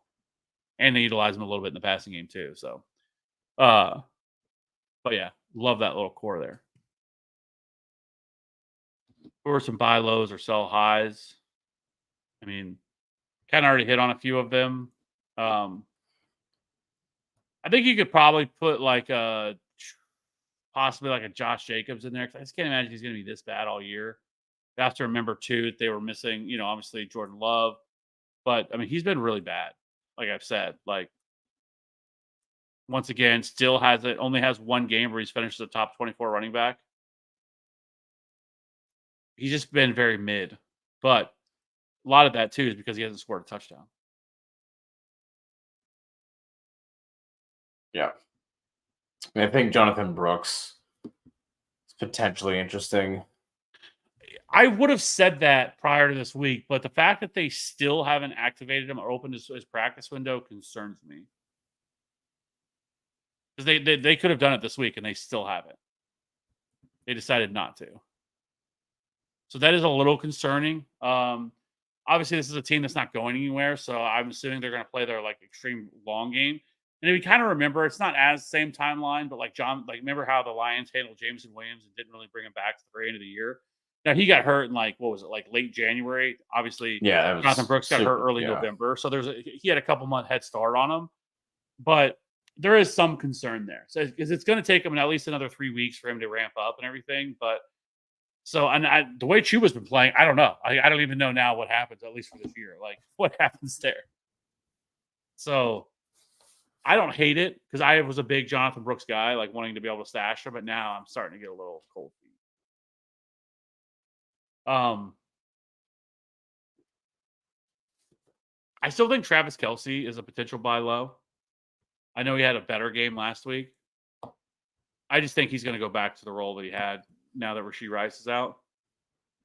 I just think it's going to be hard to do that now, considering the state of the tight end position. You're probably right. Just trying to see if there's anybody else. Like I said, Garrett Wilson, I think you could probably try to buy low on that. I would have said Jayden Reed, but now that's off the table. Oh, yeah. It's not happening. I still think Brian Thomas is probably a buy low. I know he's coming off a big game last week, but I mean, with his 22 fantasy points, but I still don't think it would cost as much as it would for other players. So I think he is. Rashid Shaheed is another player that I view that in the same light as a buy low. JSN, I definitely think is, especially as much as they're throwing the ball right now. I think he's another option. Christian Kirk, I think, is another probably maybe you could look at. I still way prefer Brian Thomas rest of season though to Christian Kirk for sure. Maybe a player that nobody's talked about that I think not even just necessarily have to buy that you could go out and pick up. Maybe I was just a week early on Jordan Whittington. He actually led the team last week in targets, receptions, and yards last week. So I do think that he is somebody that is trending in the right direction. of kind of what we're looking for here. Targeted 8 times last week, and like I said, um, is still playing that slot. So I think maybe somebody that you could add, but yeah, I think those are kind of the names that I'd be looking at. Yeah. Champagne, is Trey Tucker a must add with Adams getting traded? No. He's not. I don't think he's a must add, but I think it's fine to pick him up and see what happens. But I think he's going to be boom bust. He's a speedy guy on a team with Aiden O'Connell and Gardner Minshew at quarterback.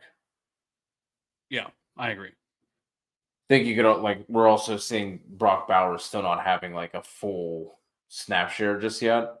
So that if that changes, that obviously limits Trey Tucker as well. Yeah, Brock Purdy or Jordan Love this week. This is really, really close for me because I have them like back to back, but I would still go Jordan Love against the Rams. Jordan Love. Joshua, should I do Pickens and Goddard for Reed and Chase Brown? Yes. Reed side, 1,000,000%. Yeah.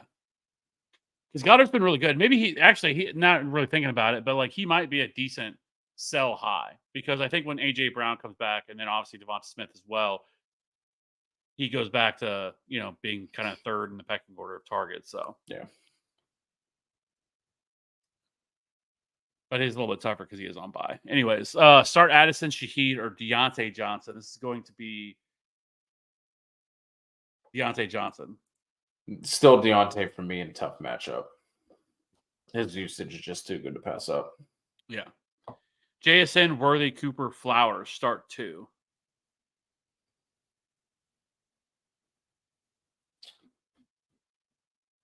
Cooper and Worthy for me.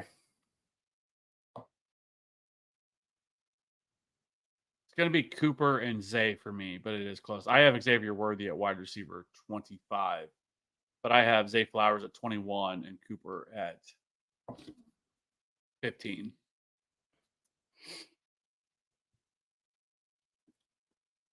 Tingley, Wandell, or Kirk PPR? This is going to be Kirk for me. Kirk. Rest of season, Kareem Hunt or Chuba Hubbard? Who would have thought this was going to be a question? This is going to be Hubbard for me. Like both of them are dealing with similar situations but I do think that I'm less worried now. Like I was talking about the Jonathan Brooks thing. Like Pacheco is still supposed to be back at some point, but even without him, we're adding CEH now into the mix. He's back practicing, which I don't think that he's going to play this week. It'll probably take him a week or two. Not that he needs to get used to the offense, but to shake off some of the rust. He's been out. It wasn't with an injury or anything like that. It was PTSD issues. But with CEH coming back, he's going to get worked in. P. Ryan's still there. So it's not like I think, long term, it's not the better option versus Chuba Hubbard. And then Mike said, I meant Worthy, not Waddle. Sorry about that. Yeah, we already. That was where he was like Pittman for the trade earlier, but we cleared it up. Okay. Alexander Madison or Tank Bigsby from the waivers? This is going to be Tank Bigsby for me. Tank. Should I drop Chuba Hubbard for Chase Brown? No. I really like Chase Brown. It was basically a complete 50-50 split last week, but Hubbard's been playing too damn good. I can't do that. Yeah. The role he's seeing right now is incredible. Yeah. It's like he's getting the Rachaad White role that Rachaad White got last year right now. Except he's better. I was thinking about him today whenever I was because I just remember like the draft cycle he came out from Oklahoma State and everything. And I know he was kind of a interesting player to talk about. I don't know why I was thinking about that, but I was. That's where my mind goes, sometimes when I'm thinking about football. When he came out in the draft. So, yeah. Winnington or Leggett PPR? I'm going to go Winnington here. It's close, though. It is close. I think I would go Winnington over Leggett just in this one, just based off pure matchup. Yeah. Start T-Law, Deshaun Watson, Dalton, or possibly Flacco. I don't think it's going to be Flacco. Sadly enough.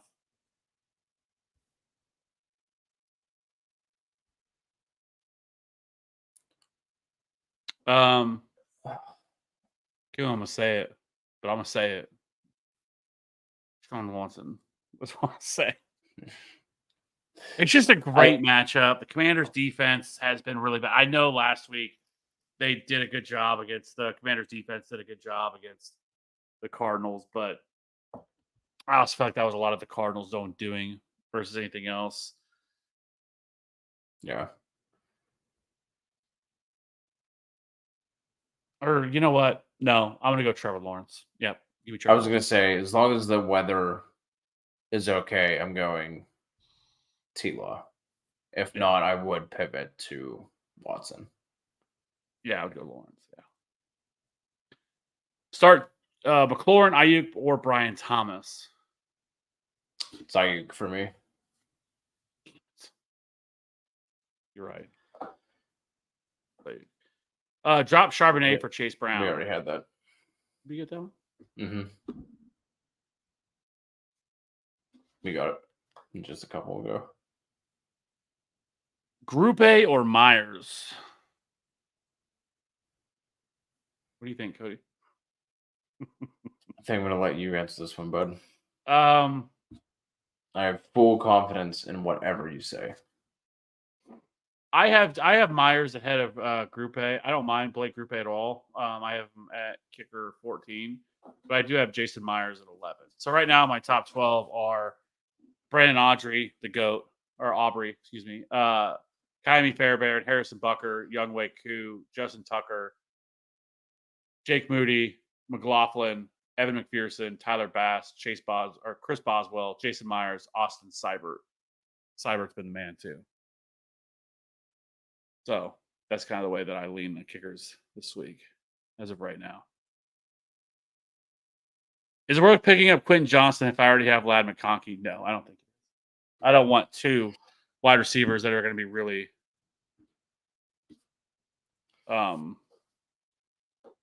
it's for a team that doesn't really want to throw the ball. Yeah. Trade Reed for Marvin Harrison Jr. Keeping Jaden Reed. Yeah, I think I agree. It's crazy. Cardinals offense is just too up and down, man. Just super hard to trust. Shouldn't be.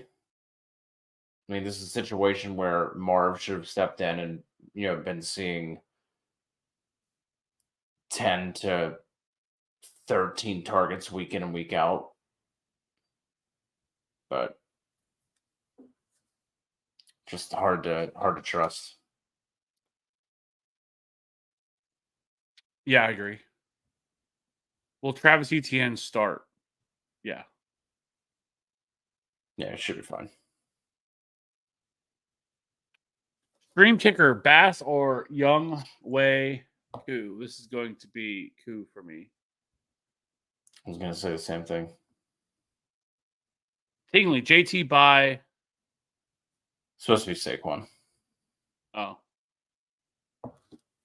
Start Braylon, Gibson, or Zamir. It is a PPR.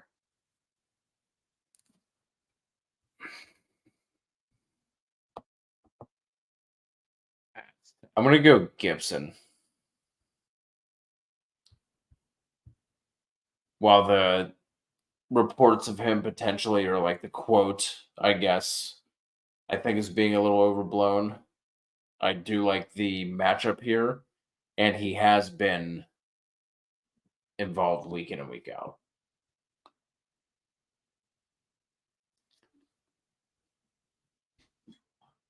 Yeah, and it is a better matchup too. Yeah, like I mentioned, the Vikings have allowed that's like the fourth fewest PPR points. They're allowing, I think, the fewest rushing yards per game as well. I'm trying to remember off the top of my head with that.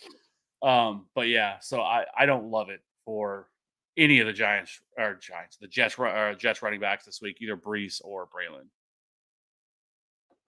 So I think I probably would agree with you and go Antonio Gibson. Is Braylon on a bad start? He's already 3 Gibson. I don't think he's a bad start, but it's just not a really good matchup. Like, I still Yeah. think he's like I have him ranked inside my top 36, but it's not like it's not a great matchup either. Just like I said, just how bad running backs have been against the Vikings, and really last year too. It's not just this year. Murdoch. It's Cody. You wouldn't say it. I was waiting for it. Madison, Steelers running back, Algier or Justice Hill. I mean, if you have Najee, I'm going Najee. Yeah. Should I start Xavier Worthy now that Rashee Rice is out? Depends on your options. Who you have? But it's not a bad option. He was like a back end wide receiver 2 for both of us this week.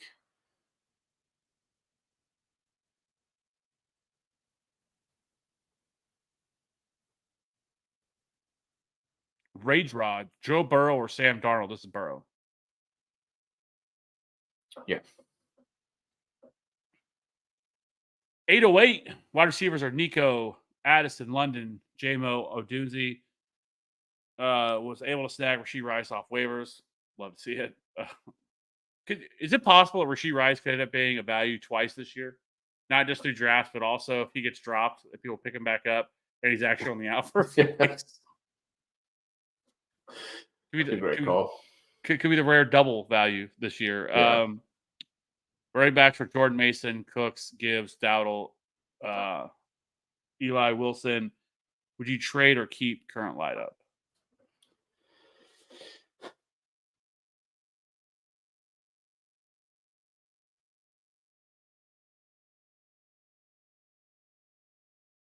I think it's a really solid team. I mean, the Gibbs or the Mason thing scares me, but you still have James Cook and Gibbs. So I would ride it till the wheels fell off with that one, unless you could flip them for something.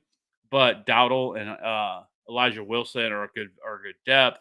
Wide receiver wise, Nico's top 10 wide receiver rest of season. Can't believe there was even a debate this offseason about who is the number one wide receiver for this team was going to be. Addison, London, JMO.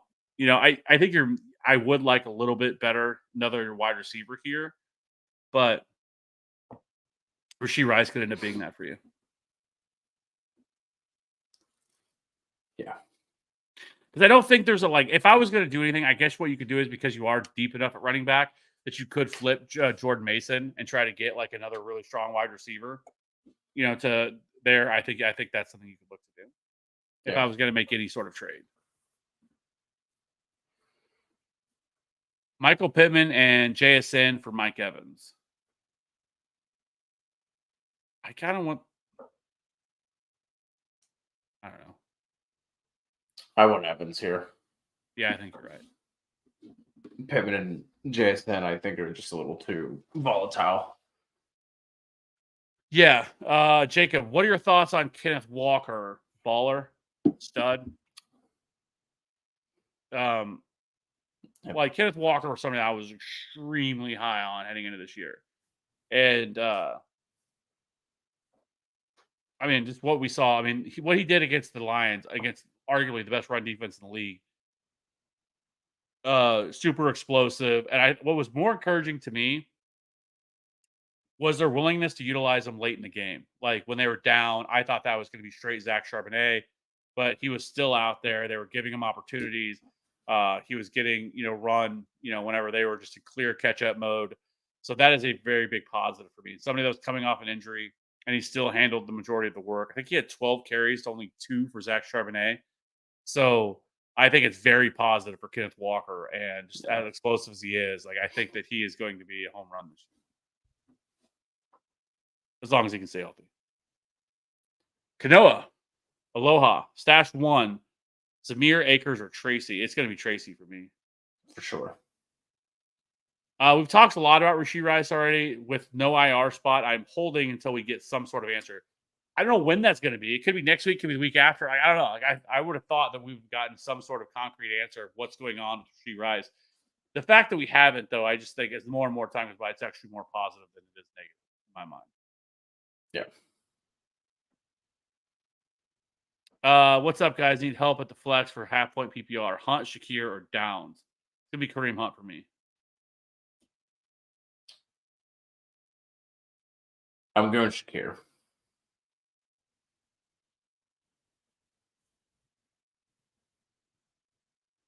Yeah.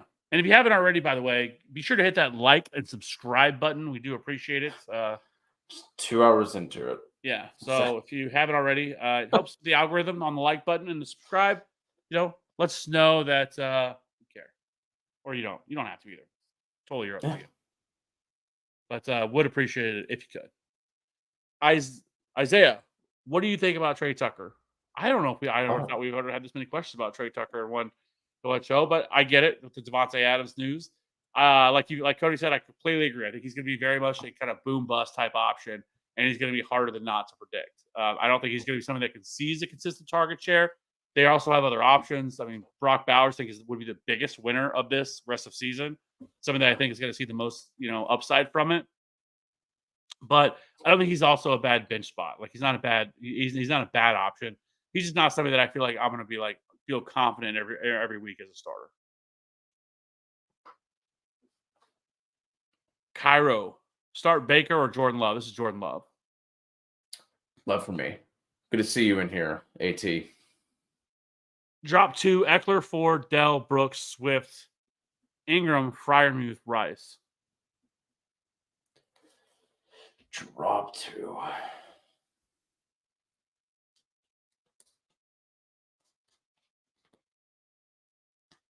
I do think I'm pretty sure Evan Ingram got back this week to practice, I believe. Or this week. I thought I saw that. Let me see. Yeah, assuming Ingram is coming back, Patty Fry is a lock for me. Yeah, Ingram was limited today on Wednesday, which is always a good sign. Who was the other one that you said you would drop? I didn't say a second one yet. I said Patty Fry would be a lock for one of the spots, assuming Ingram is back. Yeah, and past that, I guess if I have to drop somebody, like gun to my head. I mean, I think if we found out that okay, Rashee Rice is going to be out 8 weeks, then you just drop Rashee Rice. Like, I don't know if I assume you don't have to make the decision tonight. So if you have time to wait, like up until like Sunday or something like that, we're gonna hear something by then. Like I'd be floored if we still have no clue what's going on with Rashee Rice by the weekend. So, because like I said, if he's out like 8 weeks and you don't have IR spots, then I probably would just drop Rashee Rice at that point if he's going to be out Yeah. that long, and you like just holding him on your roster for that long is tough. So, at that point, I would do that. Now, if he's going to be out for a few weeks, then I would probably just go ahead and drop.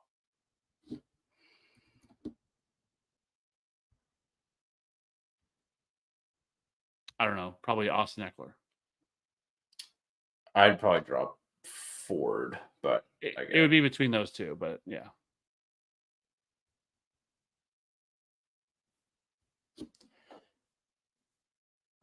Daniel all caps. Need to start 2. Terry, Shakir, Sutton, Kirk, PPR. Also, do I start Bowers or McBride? Sorry. Trying to read it like it's this would be Kirk McBride.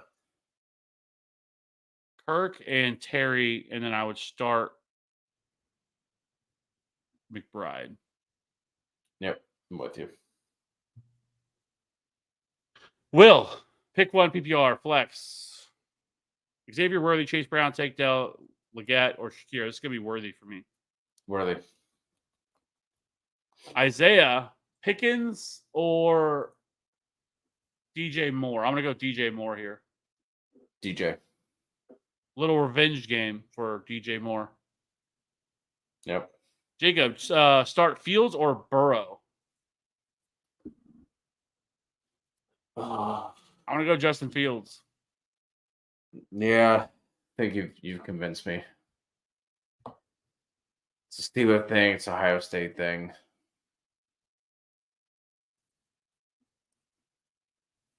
Fishy Marlin.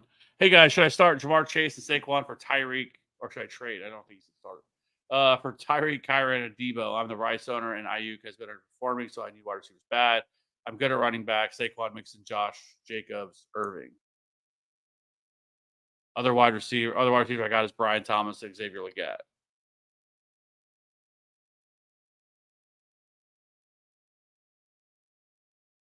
I would not trade Jamar Chase and Saquon for Tyreek, Kyren, and Debo. Would not do that. I can't do that.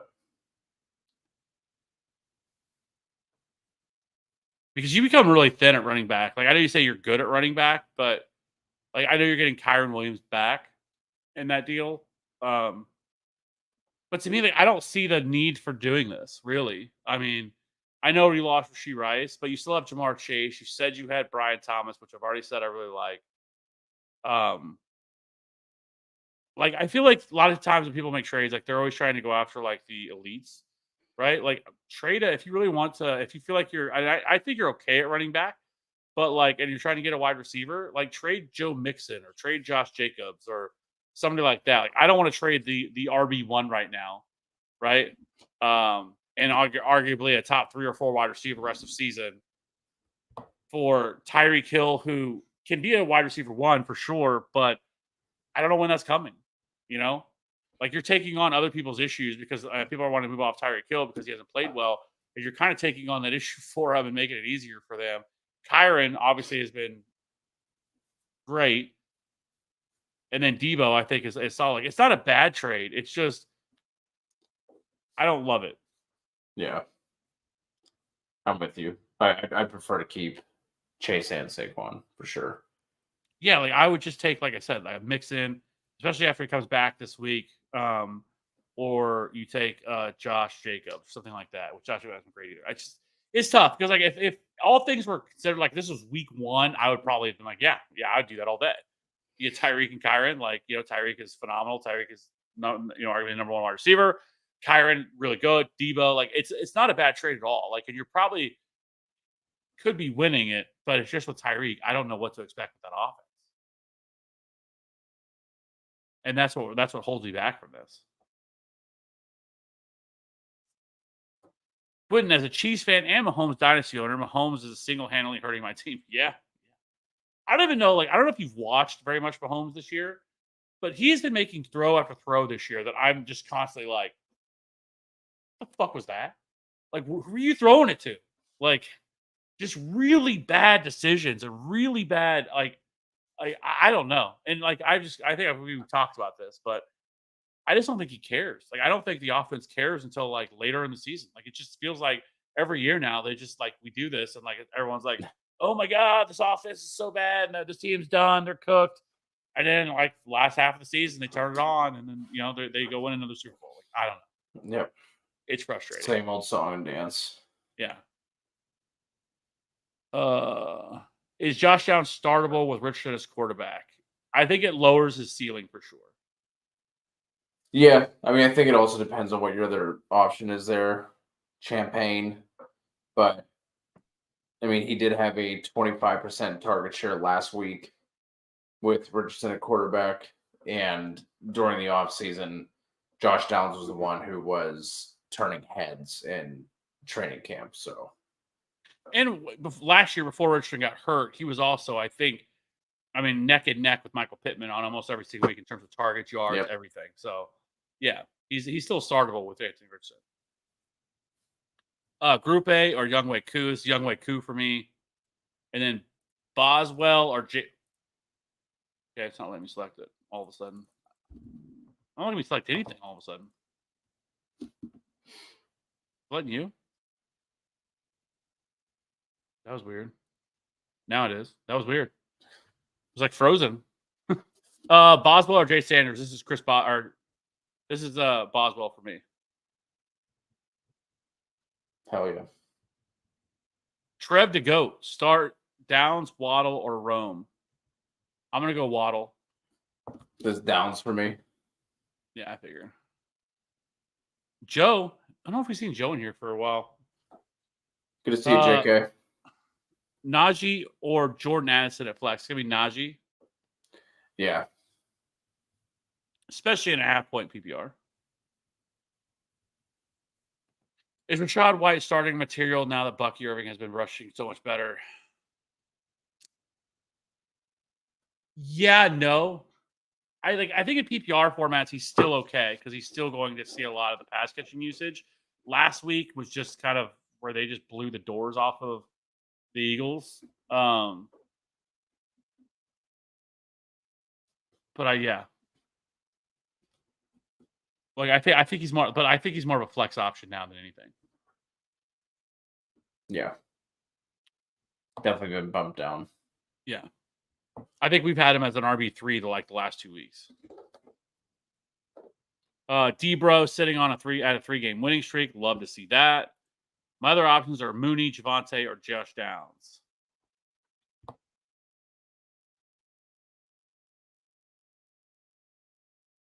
I would go with Javonte here. I have Javonte at RB22 personally, and I have Rashad White at RB25. Yeah, I mean, it does not feel great, Oh, but certainly doesn't. I'm with you. I lean Javonte.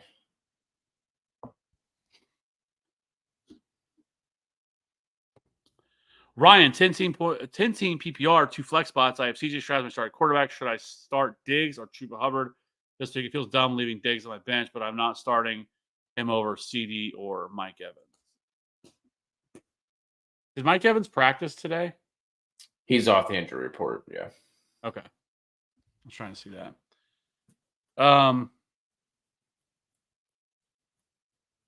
Ryan, who's in your other? If you're still rocking with us, who are you starting at running back, and who's in your other flex spot? I'd like to know. I'll keep an eye on the bottom of the chat. Just got offered DJ Moore and Jennings for London. He also has Breeze, Bucky, Downs, Braylon, Justice Leggett, Keon Coleman. Counter or deny trade?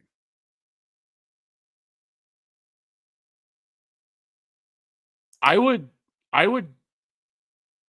remove Jennings and see if you could get like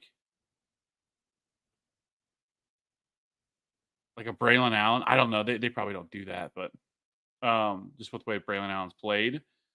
But I would try. Yeah, I was gonna say like Bucky, since like he hasn't like really popped off yet. Yeah, I like that too.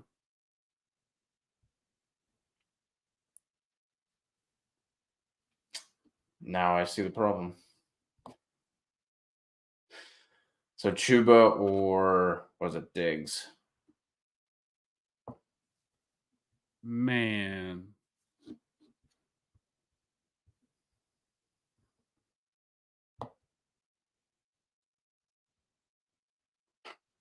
You know what though?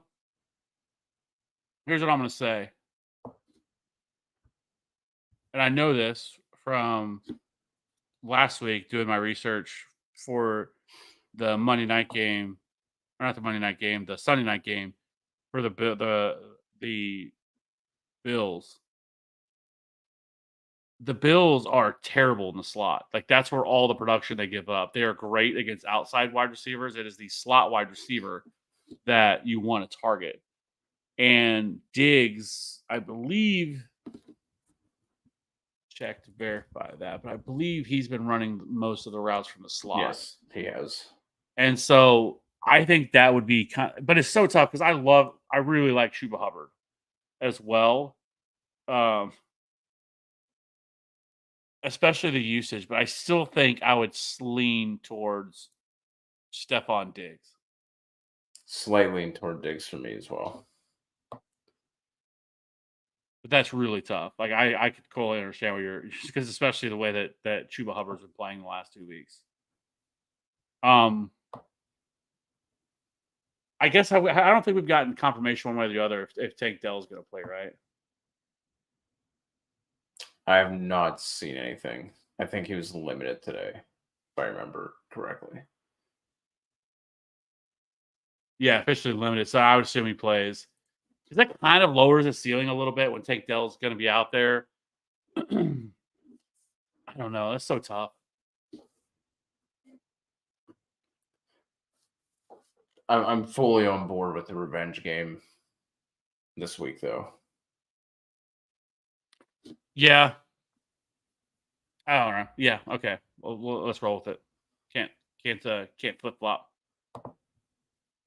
Is it crazy that Keenan Allen's on waivers? No, because he just Nope. hasn't been very good. Like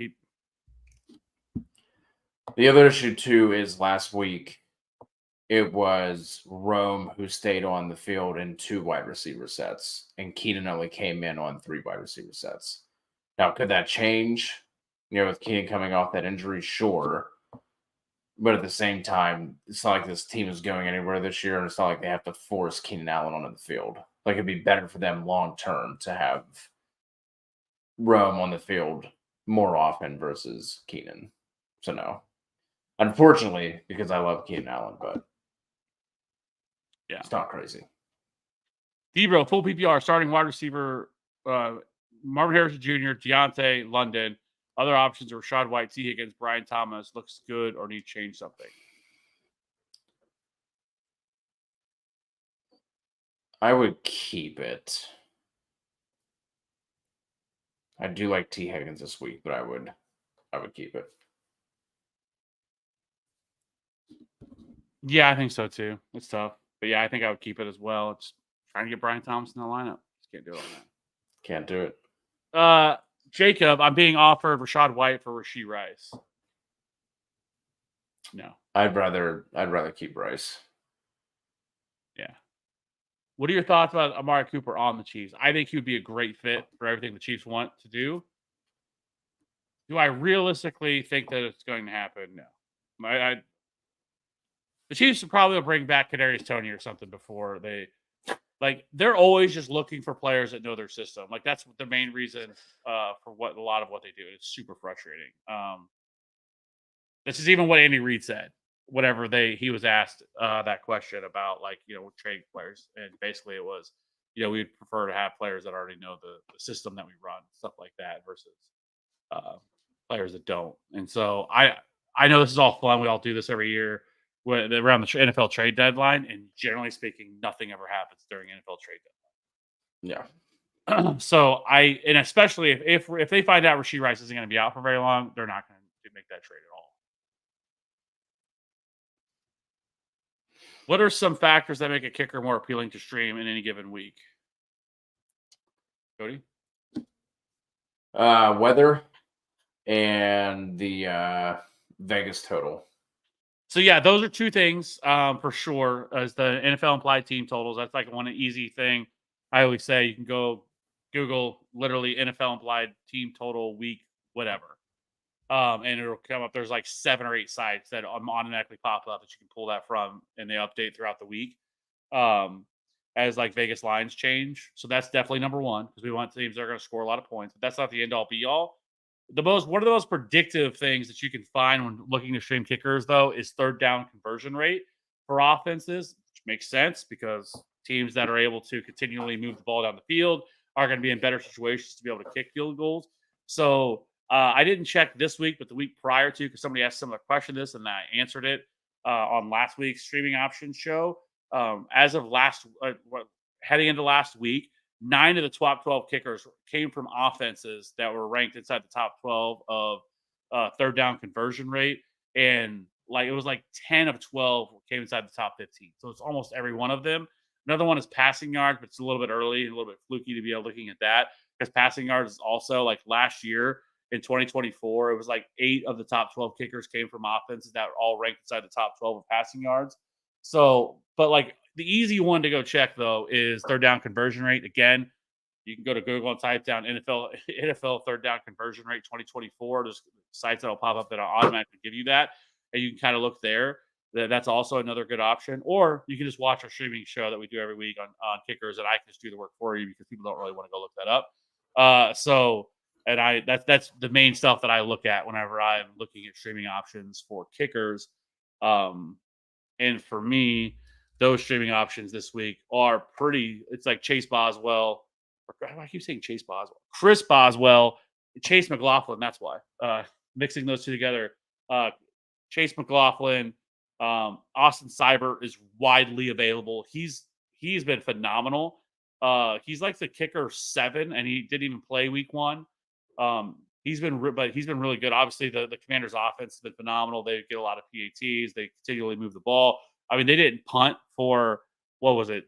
What was like 9 or 10 straight drives or something like that. So I think those are all the things that I would look at in terms of kickers. Man, if you'd have asked me a couple years ago, like about kickers, and I just wouldn't even have answered the question. Now I'm just sitting here going on diatribes about kickers. So what's to look for? But those are things that I would be looking for most anything else to be able to do it yourself. Like those are the most important things. All right, sorry. I'm sure everyone's left the stream because they don't care about kickers and why are we talking about them. But Trey Tucker or Mike Evans this week? This is easily Mike Evans for me. Yeah. Is it time to drop likely for Ingram? Yeah, I could do. Yeah, I'm on board with that for sure. Yep. Kanoa, Mason for Garrett Wilson. My running backs are Barkley, Eckler, Swift, Ford, Brooks. Wide receivers are Lamb, Pittman, Higgins, Dell, Waddle. I feel like you could get more. I went Mason. Like I would try to, if I was going to do that, I would ask for more. Yeah. With as well as Mason's been playing and as poor as Wilson has been playing, should be able to get more. Sean also dropped Conklin for Ertz. Thoughts? I think it's fine. I mean, they're all the same. Yeah, for now. I still think there's a chance Ben Sinnott takes over that role at some point this year. They have to at least see what they got in him. Ferguson and McLaurin for Godwin. My other tight end is Brock Bowers. Yeah, I'm cool with that.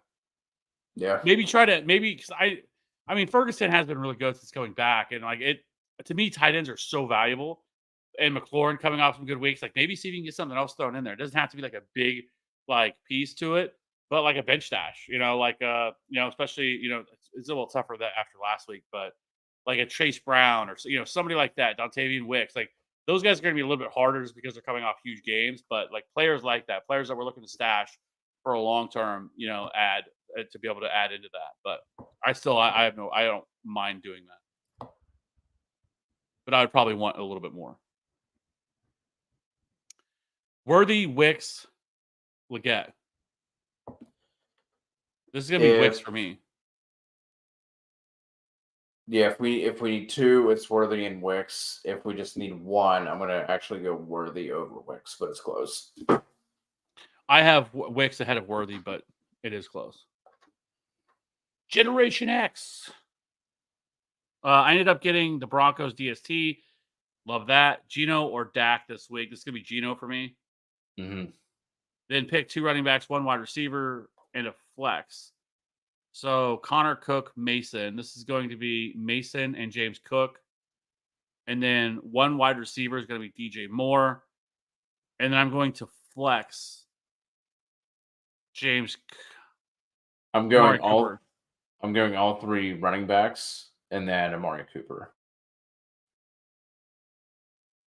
Only thing that worries me with Connor is that he's extremely, extremely touchdown dependent because he's not involved at all in the passing game. He's only seeing like a 6% target share. So that's kind of frustrating with him. Like that's the only thing. Like if it wasn't for that, it'd probably pretty easily James Conner for me. But because of that, I don't love it. Because I think there's a lot of volatility there. Would you guys do any of Dowdle, Chase Brown for Jacoby? I would not do that. I would want the Chase Brown side. Is Pickens for Downs and Wicks a good trade?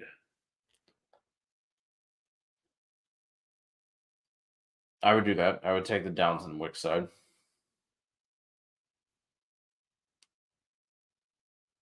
It's tough. George Pickens has looked pretty good. You're assuming all the risk too with Downs and Wicks. I'd probably hold. And that's saying I don't know. That's tough. I love Dontavian Wicks, but I also don't know what's going to happen or how is he going to go back to being like a 50-50 split in terms of routes and everything with Christian Watson. Josh Downs feels like it's going to be more up and down. I probably just hold George Pickens. It was me. But I also see the other side of it. Kanoa need to drop one tonight. Akers, Mir, flip a coin. I mean, both. Yeah. Free up another spot. Yeah, the immediate definitely is Cam Akers for sure. Yeah. Looks legit. Like, yeah, Patrick Mahomes. Yeah, looks like he is. Yeah, it's. I don't even know what he's doing right now. Like, and again, that's why I just don't think they care. I just don't. I just think they've gotten to the point. It's like the NBA. They cruise through as quick as a lot they can to get to and we all get all these narratives going of how they're cooked, the Chiefs have fallen off, and it's over, and then they just go into the playoffs and just run right over everybody. So that's really what it feels like at this point. They just don't really get pushed by the playoff or by the regular season anymore. They just do whatever they can to get through it. Generations got offered Brees and Flowers for Devontae Adams and James Conner. I don't know about it. Now, I mean, if I can get the Brees Hall side, I'd do it. Brees side. Mahomes or Fields? This is gonna be Fields. Yeah. And then Wicks or Worthy. This is gonna be Wicks. You're gonna be Worthy. Yep. 808. So I'm in a 2 tight end league. I have Kittle and Eric All. Someone just dropped Pitts. Do I get him? If so, yes. Do I play him overall? Yeah, I would play him over Eric All still. I mean, I would just win San Fran's bye week because I wouldn't. Not till week 9. I would just drop All as well. I wouldn't hold on to 2 with Kittle back healthy. Oh, 2 tight end league. I'm dumb. Yeah. Sorry, I missed that part. Yeah. Yeah, I mean, I can't believe someone dropped Pitts in a 2 tight end league. Like, I get it. Like I said earlier, take a screenshot of the stats and the usage. It's a droppable player, but yes, I would do that. He's starting to really look like what was the former Alabama tight end that was like a top 20 pick in the NFL? Irv Smith. No. It was before that. It came out in the same class as I think Njoku and Evan Ingram. You sure it wasn't Irv? Yeah, it wasn't Irv Smith. Let's see. Evan Ingram. Tight end.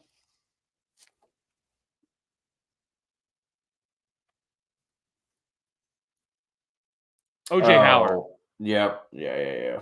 If you remember OJ Howard, like everybody was in love with OJ Howard. He was generational, really solid athlete. He wasn't as good of an athlete as Kyle Pitts is, but and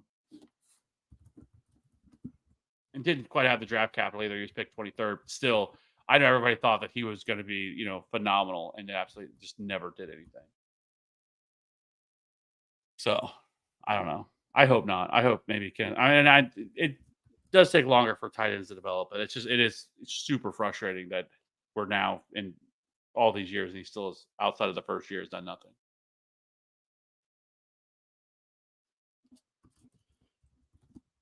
But yeah, I mean, to answer the question, I think it would be. Yeah. Hanson, Jane Daniels plus Chase for Olave plus B-Rob full PPR. I have Hurts as my QB1.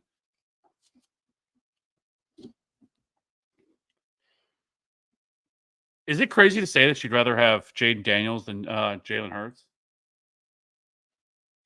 I don't think it's crazy. No.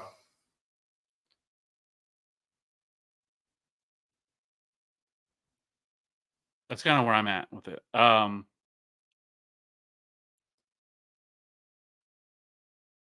HM clears my rival. Chase Devontae 2-2. I want the Jaden Daniels side.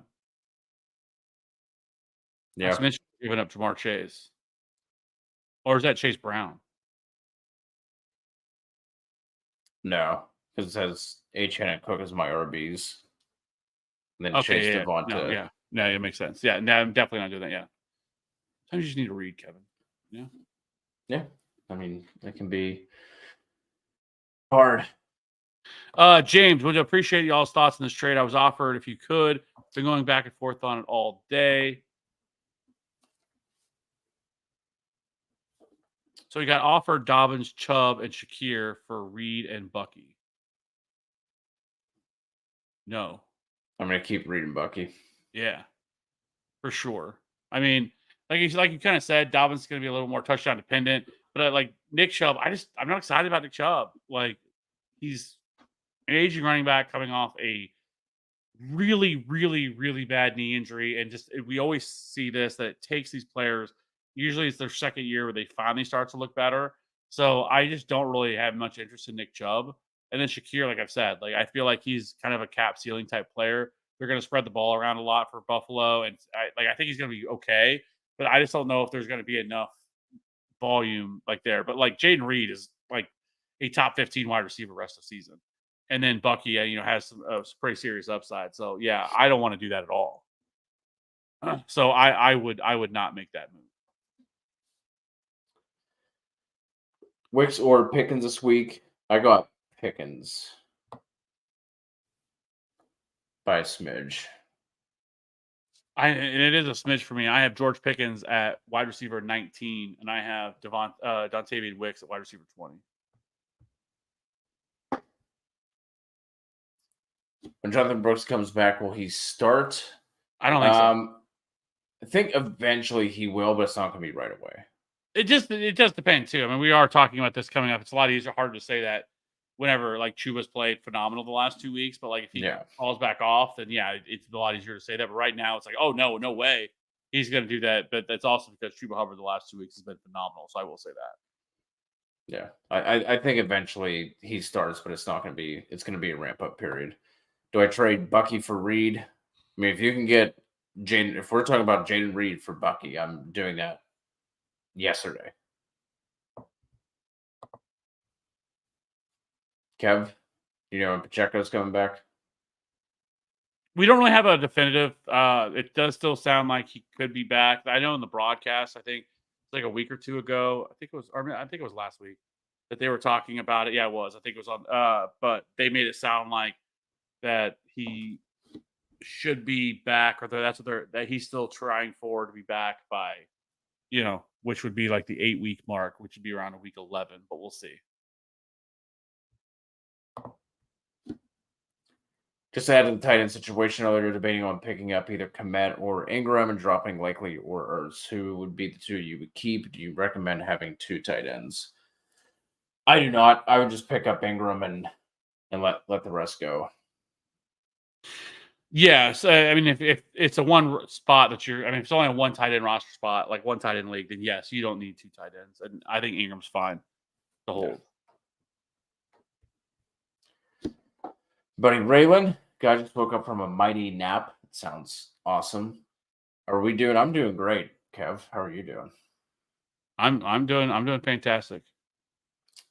Doesn't sound like one of these leagues is fantastic though. Starting to play with bad and unbalanced trades. That's a shame when that shit starts happening. Because then like you can't, once you open that can of worms, you can't reel that back in. Sorry to hear that, Raylan. Kev, this is you, buddy. Yeah, I think he's a solid, option. Like he's been pretty reliable this year. Like he hasn't really put up like any like monster games or anything like that. But overall, like he's been solid for most games. I think. Let's see, there it is. He put up 22 week 1, but since then it's like been 8 fantasy points, 6 fantasy points, 7 fantasy points. Now I will say the last couple of weeks their offense has kind of fallen off a little bit too. That hasn't helped, but I do think Blake Griffin. But I am also just a much bigger proponent of just streaming kickers. I don't think there's ever unless you have like Brandon Aubrey or Harrison Butker or Kaimi Fairbairn, like one of the elite kicker tight ends like that you're probably not going to want to. But if you don't, just stream every single week. I think you're in a much better spot than just holding on to a Blake Griffin every single week. Unless you have some sort of, because I've seen some people where it costs money every single week to pick players up and stuff like that. Like, okay, if that's the case, then yeah, it's a little bit different conversation. But if it's your typical league where you're easily able to stream kickers, I would just stream your kickers. So we need to drop one here for Slapsky. Kyler Henry, B-Rob, Liam Nico, McBride, Smitty, T, Wicks, Wandell, Spears, Dowdle, Allen, and Schultz. Dropping Schultz. Yep. Kev?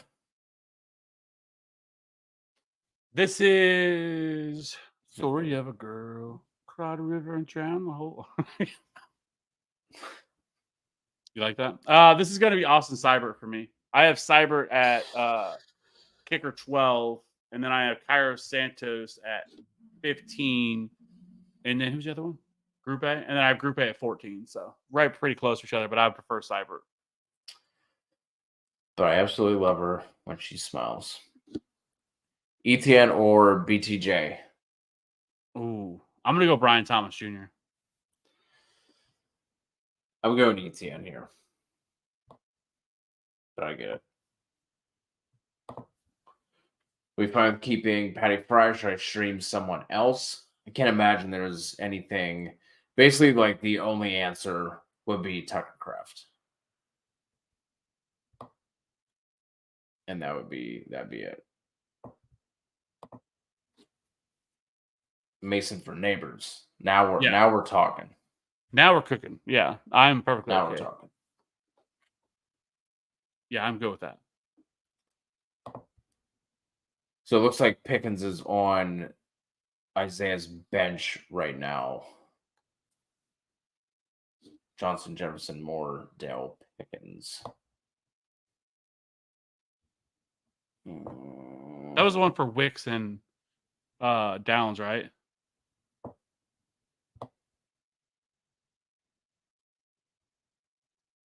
Yeah.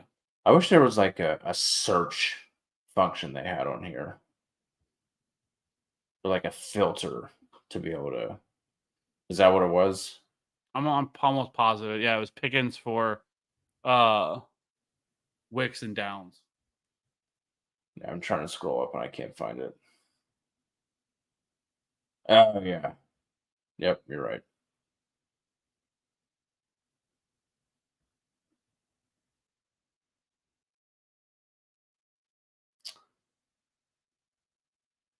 No, I mean, in that case, I think I would just hold Pickens. Like, I don't think you need more depth. If anything, I would try and like combine like Pickens and Moore, Pickens and Dell, and just go get another stud. That are like, if you're wanting to do it, and that person who wants to make that trade, like I would keep like Wicks in it, and maybe see if you can get like a running back in it versus a wide receiver, because you don't necessarily need the depth at wide receiver. Yeah. We got T Trilla at our back. OJ, literally forgot about him. Pulled Irv Smith real quick. I forgot about. I know. Forgot about OJ Howard. Clips traded Jaden Reed for Tyreek Hill. Is that a dub or an L?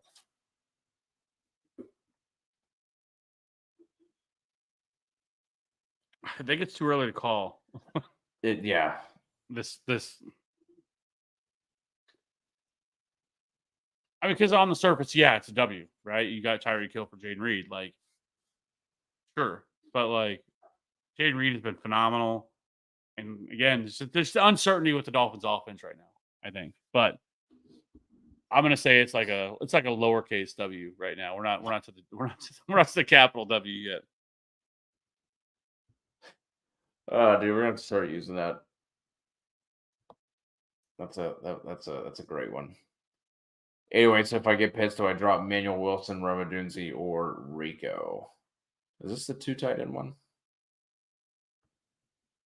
I think so.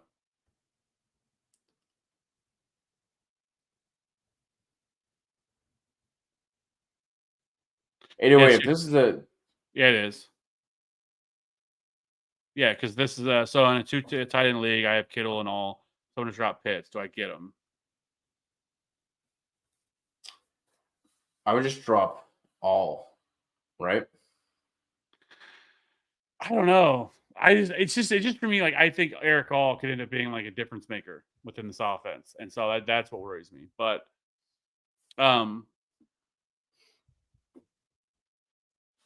honestly, though, like I don't think you have to go out and get Kyle Pitts. Like I don't know, because I don't want to drop Emmanuel Wilson. I'm not dropping a Dunze, and don't really want to drop Rico Dowdle. Like if you have to drop one of them to get him, like I would just not worry about it. Like, I don't think Yeah. you're going to look back like, man, I wish I had Kyle Pitts. Like, I don't see that happening. Maybe I'm wrong, but at this point, it just doesn't feel like that's coming. What a shame. If you would have said that at the beginning of the year. Absolutely. I was once again, he know who he is. He's Eric Ebron. He really is turned into Eric Ebron. I cannot tell you how many years that I would get sucked in to the Eric Ebron hype, and whether he was on the Lions, I think he was to the Steelers. Like, it was always like, Eric. Okay, this is gonna be the year. Eric Ebron's breaking out this year. You saw those last couple games of the season. I mean, he was phenomenal. And so, like, yeah, it's the year he's gonna break out. And never every year he didn't break out. Um, and so, like, it feels like that. Like, that's every year. So I don't know. Kobe Fleener. Yeah. See Crip, James Conner, or Garrett Wilson at flex, full PPR, leaning Wilson, or I can pick up Wandale.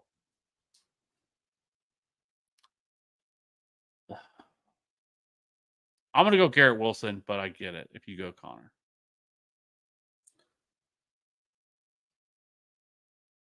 Wilson. God.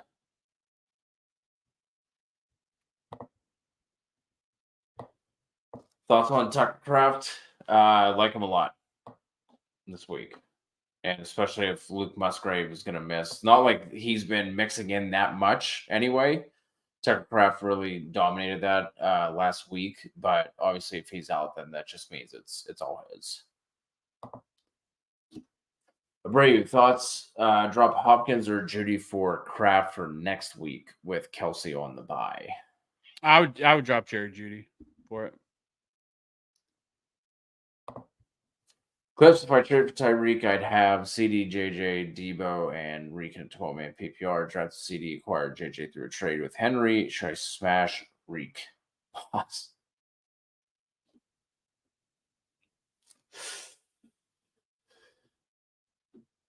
I mean, I get it. That's a very enticing 4-part wide receiver room, and you do have the studs in the stable to be able to do it. So if you want to take the risk, I fully get it. Would not blame you if you did. Ellie, Javonte Williams or Rashad White and a half PPR. That is going to be Javonte for both of us. What could possibly go wrong? But yeah. That deserves 2 wins, Jacob. Fu, what would you change? QB is Jackson, Deontay Johnson, McLaurin, Neighbors, Worthy, Cup, Puka, CMC, Mason, Bucky, tight end Kraft. My team don't do trades, Tank and Eckler, and waivers.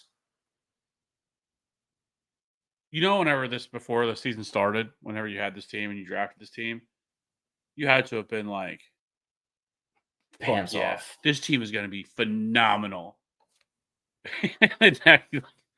Pants off. But at least he has Mason to at least counterbalance that a little bit. Yeah.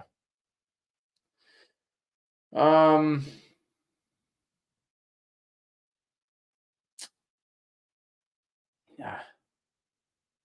I mean, I would obviously want to pick up one of those running backs with your room being so thin, but I also don't want to drop Cup or Puka. So I mean, I think I'm just riding this, or maybe trying to flip McLaurin and Bucky or something to upgrade, or just do a 1-for-1 with McLaurin or somebody like that. Yeah, because I think Cup, probably has a realistic shot because they go on bye week 6. The Rams do. So my guess is that Cup will probably be back around week 7, week 8, would be my guess. And then I believe Puka is supposed to be back around week 8, week 9. Or at least that's kind of what they're shooting for. So those are obviously pluses if we could make it that far. Because obviously getting those 2 back, even just Puka back, is going to be huge. Yeah.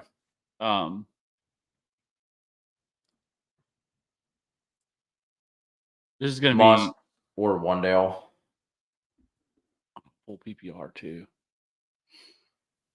In a full PPR, I'm going to go Wandale here, actually. Yeah, I agree. Eckler or Chase Brown. I'm gonna go Eckler. Yep. We need 2 between Wicks, Sutton, and Waddle. It's going to be the first 2 for me. Agreed. RNG over on Twitch. Drop Roshan to stash TJ Hawk. I'm fine with that.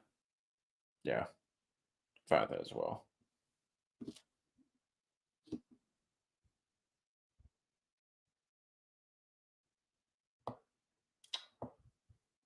Is there one that I missed with Javante trade? My brain is fried. That's the one I think. Yeah, we were talking about. I think that's the the Tavian Wicks one, right? For George Pickens. 'Cause I was saying if you could add a running back into it, it might be better because you don't really need the depth. So it'd be Wicks and Javante for Pickens. It doesn't really move the needle for me. It's just because Javante's just been so Bad. but maybe there's some signs of hope. But then again, we've seen that before, and then it just goes back to big bad. So, yeah, I think it would be easier to know.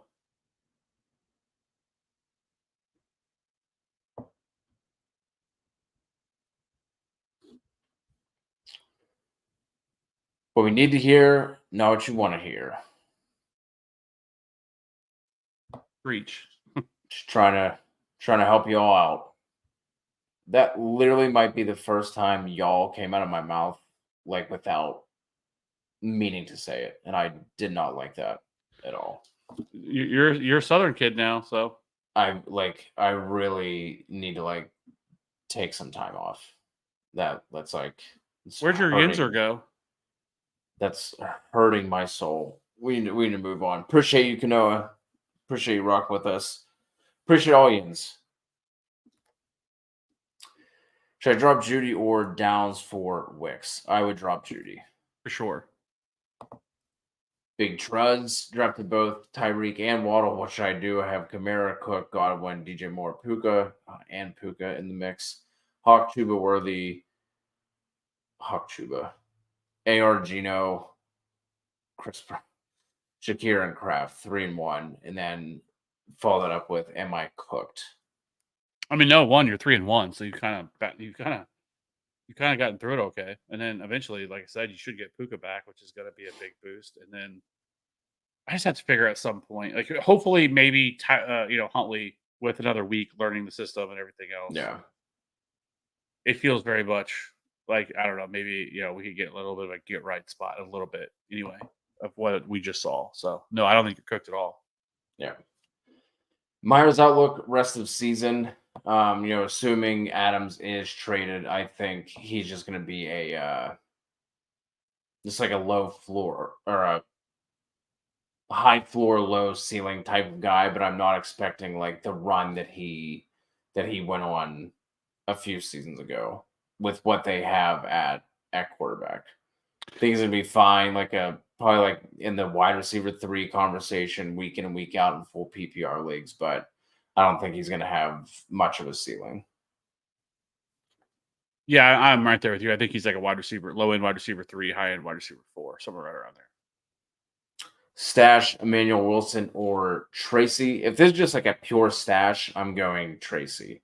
If you need someone that like you might be able to plug in during like bye weeks or injuries, then I think Emmanuel Wilson's the way to go. But if it's the only thing I would say is that if Devin Singletary doesn't play this week, then I mean it would be Tyrone Tracy anyway, because there is a chance that since Devin Singletary picked up an injury, now it was also Wednesday, so I know they were able to practice a little bit sooner because they probably played on Thursday, but it's definitely a situation we'll monitor Thursday and Friday. But I definitely would want to just stash Tracy at right now because he could end up being the starter this week. I'll scroll up and find James' roster if you wanna move on. All right. Sean, full PPR, 2 running backs, 2 flex. Walker, Cook, B Rob, Moore, Shaheed, Flowers, wide receiver 1 and 2 are locked in, and Chase and Marvin Harrison Jr.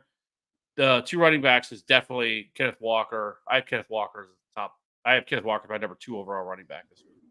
So it's definitely going to be him for me. And then I would go James Cook.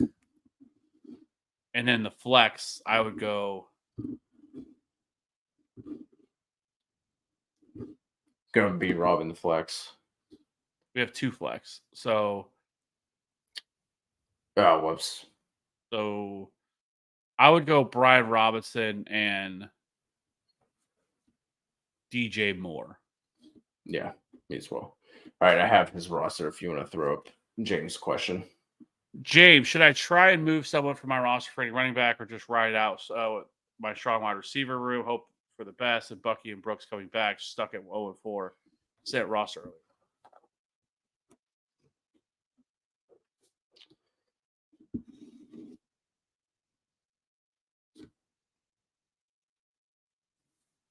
Can't believe you're 0-4 with those, but it makes sense because AJ Brown's been out, so you haven't really had him. And Pacheco and Mostert.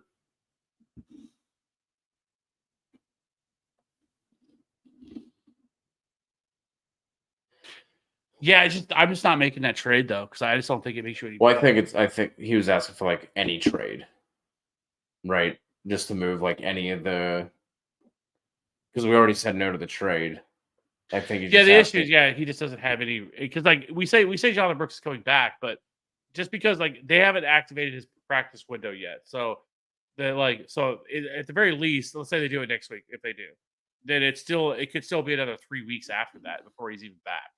So potentially you're looking at another month before Jonathan Brooks even back, and at that point, I don't know what role he comes back to. Like at that point, like the hope was that he was going to come right back at week 4. Maybe he's back, ready to play at week 5 or 6, and then he would get into the role. And we also didn't think that Chuba Hubbard was going to play as well as he is.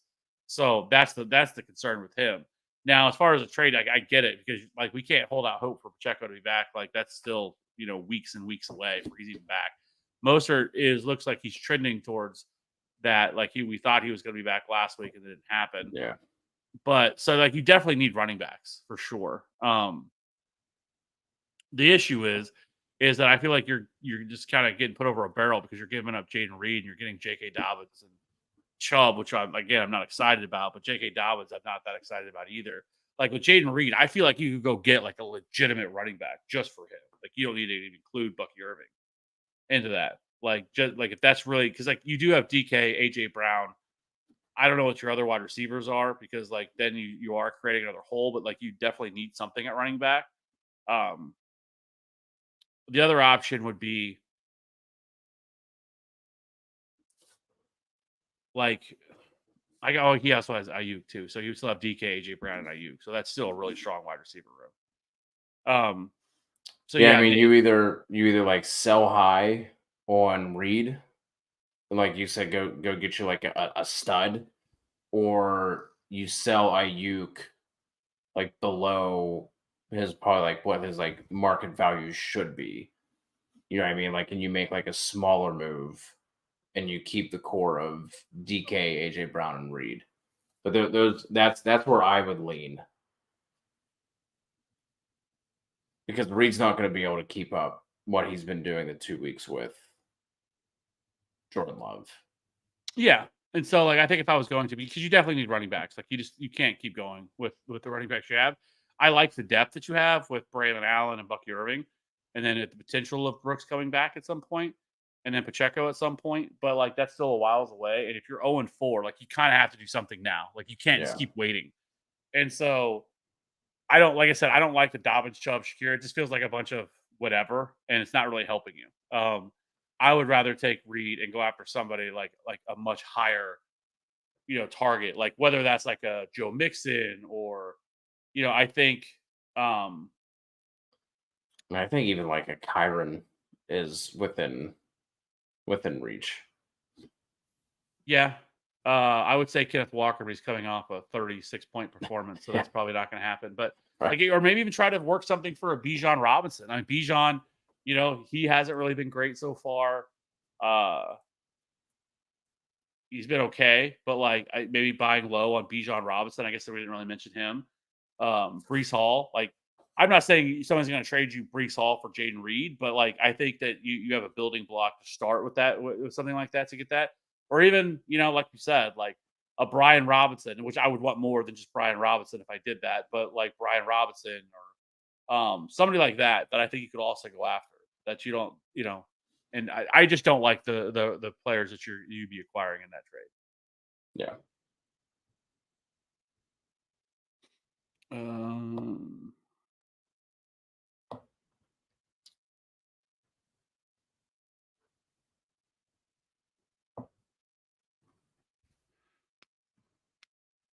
okay, we use two QBs as well in this league. Okay, so that his QBs are Mahomes and Gino.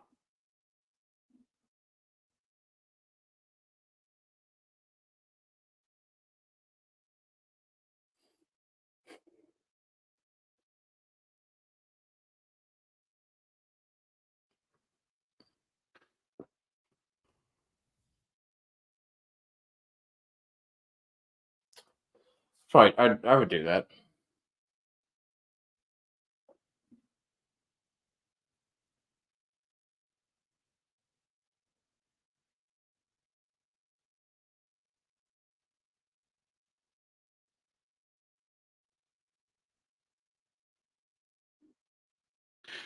Yeah, I probably agree. Not gonna fit. I don't even like type. I don't even type it out. That was literally the first time it came out of my mouth without Live in the South, purposely. bro. Like, I mean, that's just. I mean, y'all is just second nature now. I mean, you're. Where do you live? North Carolina. Yep. Yeah, guess that's not as much I mean, it's still technically is the South, but it's not like Alabama or Florida or Georgia. I'm super far south in North Carolina. Like I'm only there's like a part of the South Carolina border that's probably like 20 minutes from me. So I'm Okay. little further down here.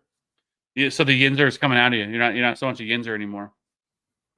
I'm gonna have to change it. I guess I'm gonna have to watch a Steeler game this weekend and just be pissed. Akchuba, that was still playing. Yeah. I was glad someone else picked up on that. Rest of season: Rico Dowdle, Rashad White. Rico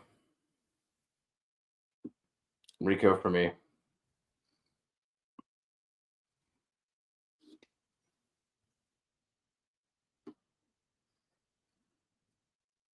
I think I agree. There's just nothing else there in Dallas, and now he's getting like it's like 2 drives to every one of Zeke's. Like, Hmm. yeah, I think so. I think I agree. And any trade in general because I feel like the strong arm Yeah. should carry until then. Yeah, I agree. So I think that's what I would look to do. I think you just take it, but you just got to find something different. I just don't love the trade. I feel like it's a bunch of.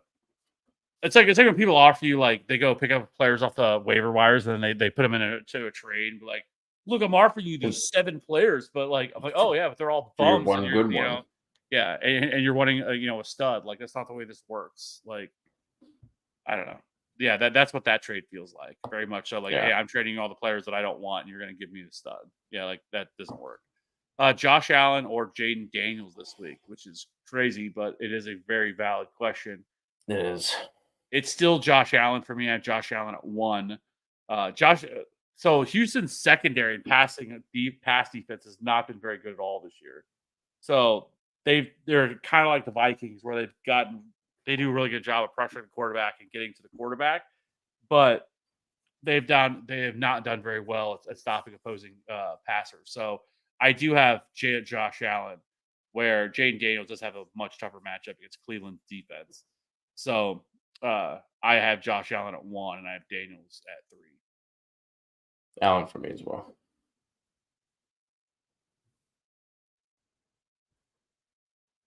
Dero, y'all come back Sunday morning for some more league winning and advice you hear. Yeah. That's right. Pretty much. James, appreciate y'all for the inputs. I think that's what my guys been telling me too. Just looking for some outside input. Yeah. Happy that we can help. So that being said, I think that is did you already ask this? Yeah. Well, just asked rest of the season, but it wasn't a drop. I would drop White for Rico. It feels dangerous just because it's like, I don't know, like it's a really slow start, especially as good as he was last year. Man, the crazy part with Rashad White last year is he was like either the most or like top 2 or 3 and just the most consistent running back week in and week out. Like he was a top 12 running back in like almost every single week last year. Like it was insane. And for him to be this bad this year is like, I know like he wasn't great on the ground last year, but like it's just been weird, like how bad he's been. Like, I don't know. So He's just feel also like getting 25 touches a game last year as well. yeah, which is a big part of it. He was able to overcome the inefficiencies because of the workload that he saw. So Boo, thanks again. Love you too. And Joshua, J.K. Dobbins, Zach Moss, Ayuk for Aaron Jones, and Rashid Shaheed. Yeah, if I can get the Aaron Jones side of that, yeah, I'm definitely doing that. Yep. All right. That is it. That'll do it. Another almost 3 hours answering all the questions. Appreciate everybody being here. Yeah, I think that's a good example. I'll wait one more week. I almost dropped Deontay, but glad I didn't. Yeah. A lot of people probably feel that way now. But so that being said, I appreciate everybody. Appreciate all the comments. If you haven't already, hit that like and subscribe button. It really does help us out. Really do appreciate it. Cross the 6K subscriber mark. So goal is really by the end of the year. I would love it if we could get to 10K. That might be a little high, but I still think we can do it. So we've been on a steady growth for like the last month and a half. So yep. So I do appreciate all the support. And so we will be back again tomorrow night for the DFS show. Tomorrow night for everybody, if you're interested in that, you play DFS. Me, Maddie, and Ryan will be back for the Week 5 DFS breakdown, and then back again on Sunday to answer more of your guys' questions. So, and you can also jump into our Discord. It's absolutely free as well. If you ever have questions or comments, concerns, whatever, that thing is always hopping all day long. It's trouble for me to even keep up with it sometimes. So that being said, hope everybody has a good rest of the night. And let's get some dubs this week, get back on the winning track, or let's keep the dominance rolling. We'll see you guys on the next one. Bye.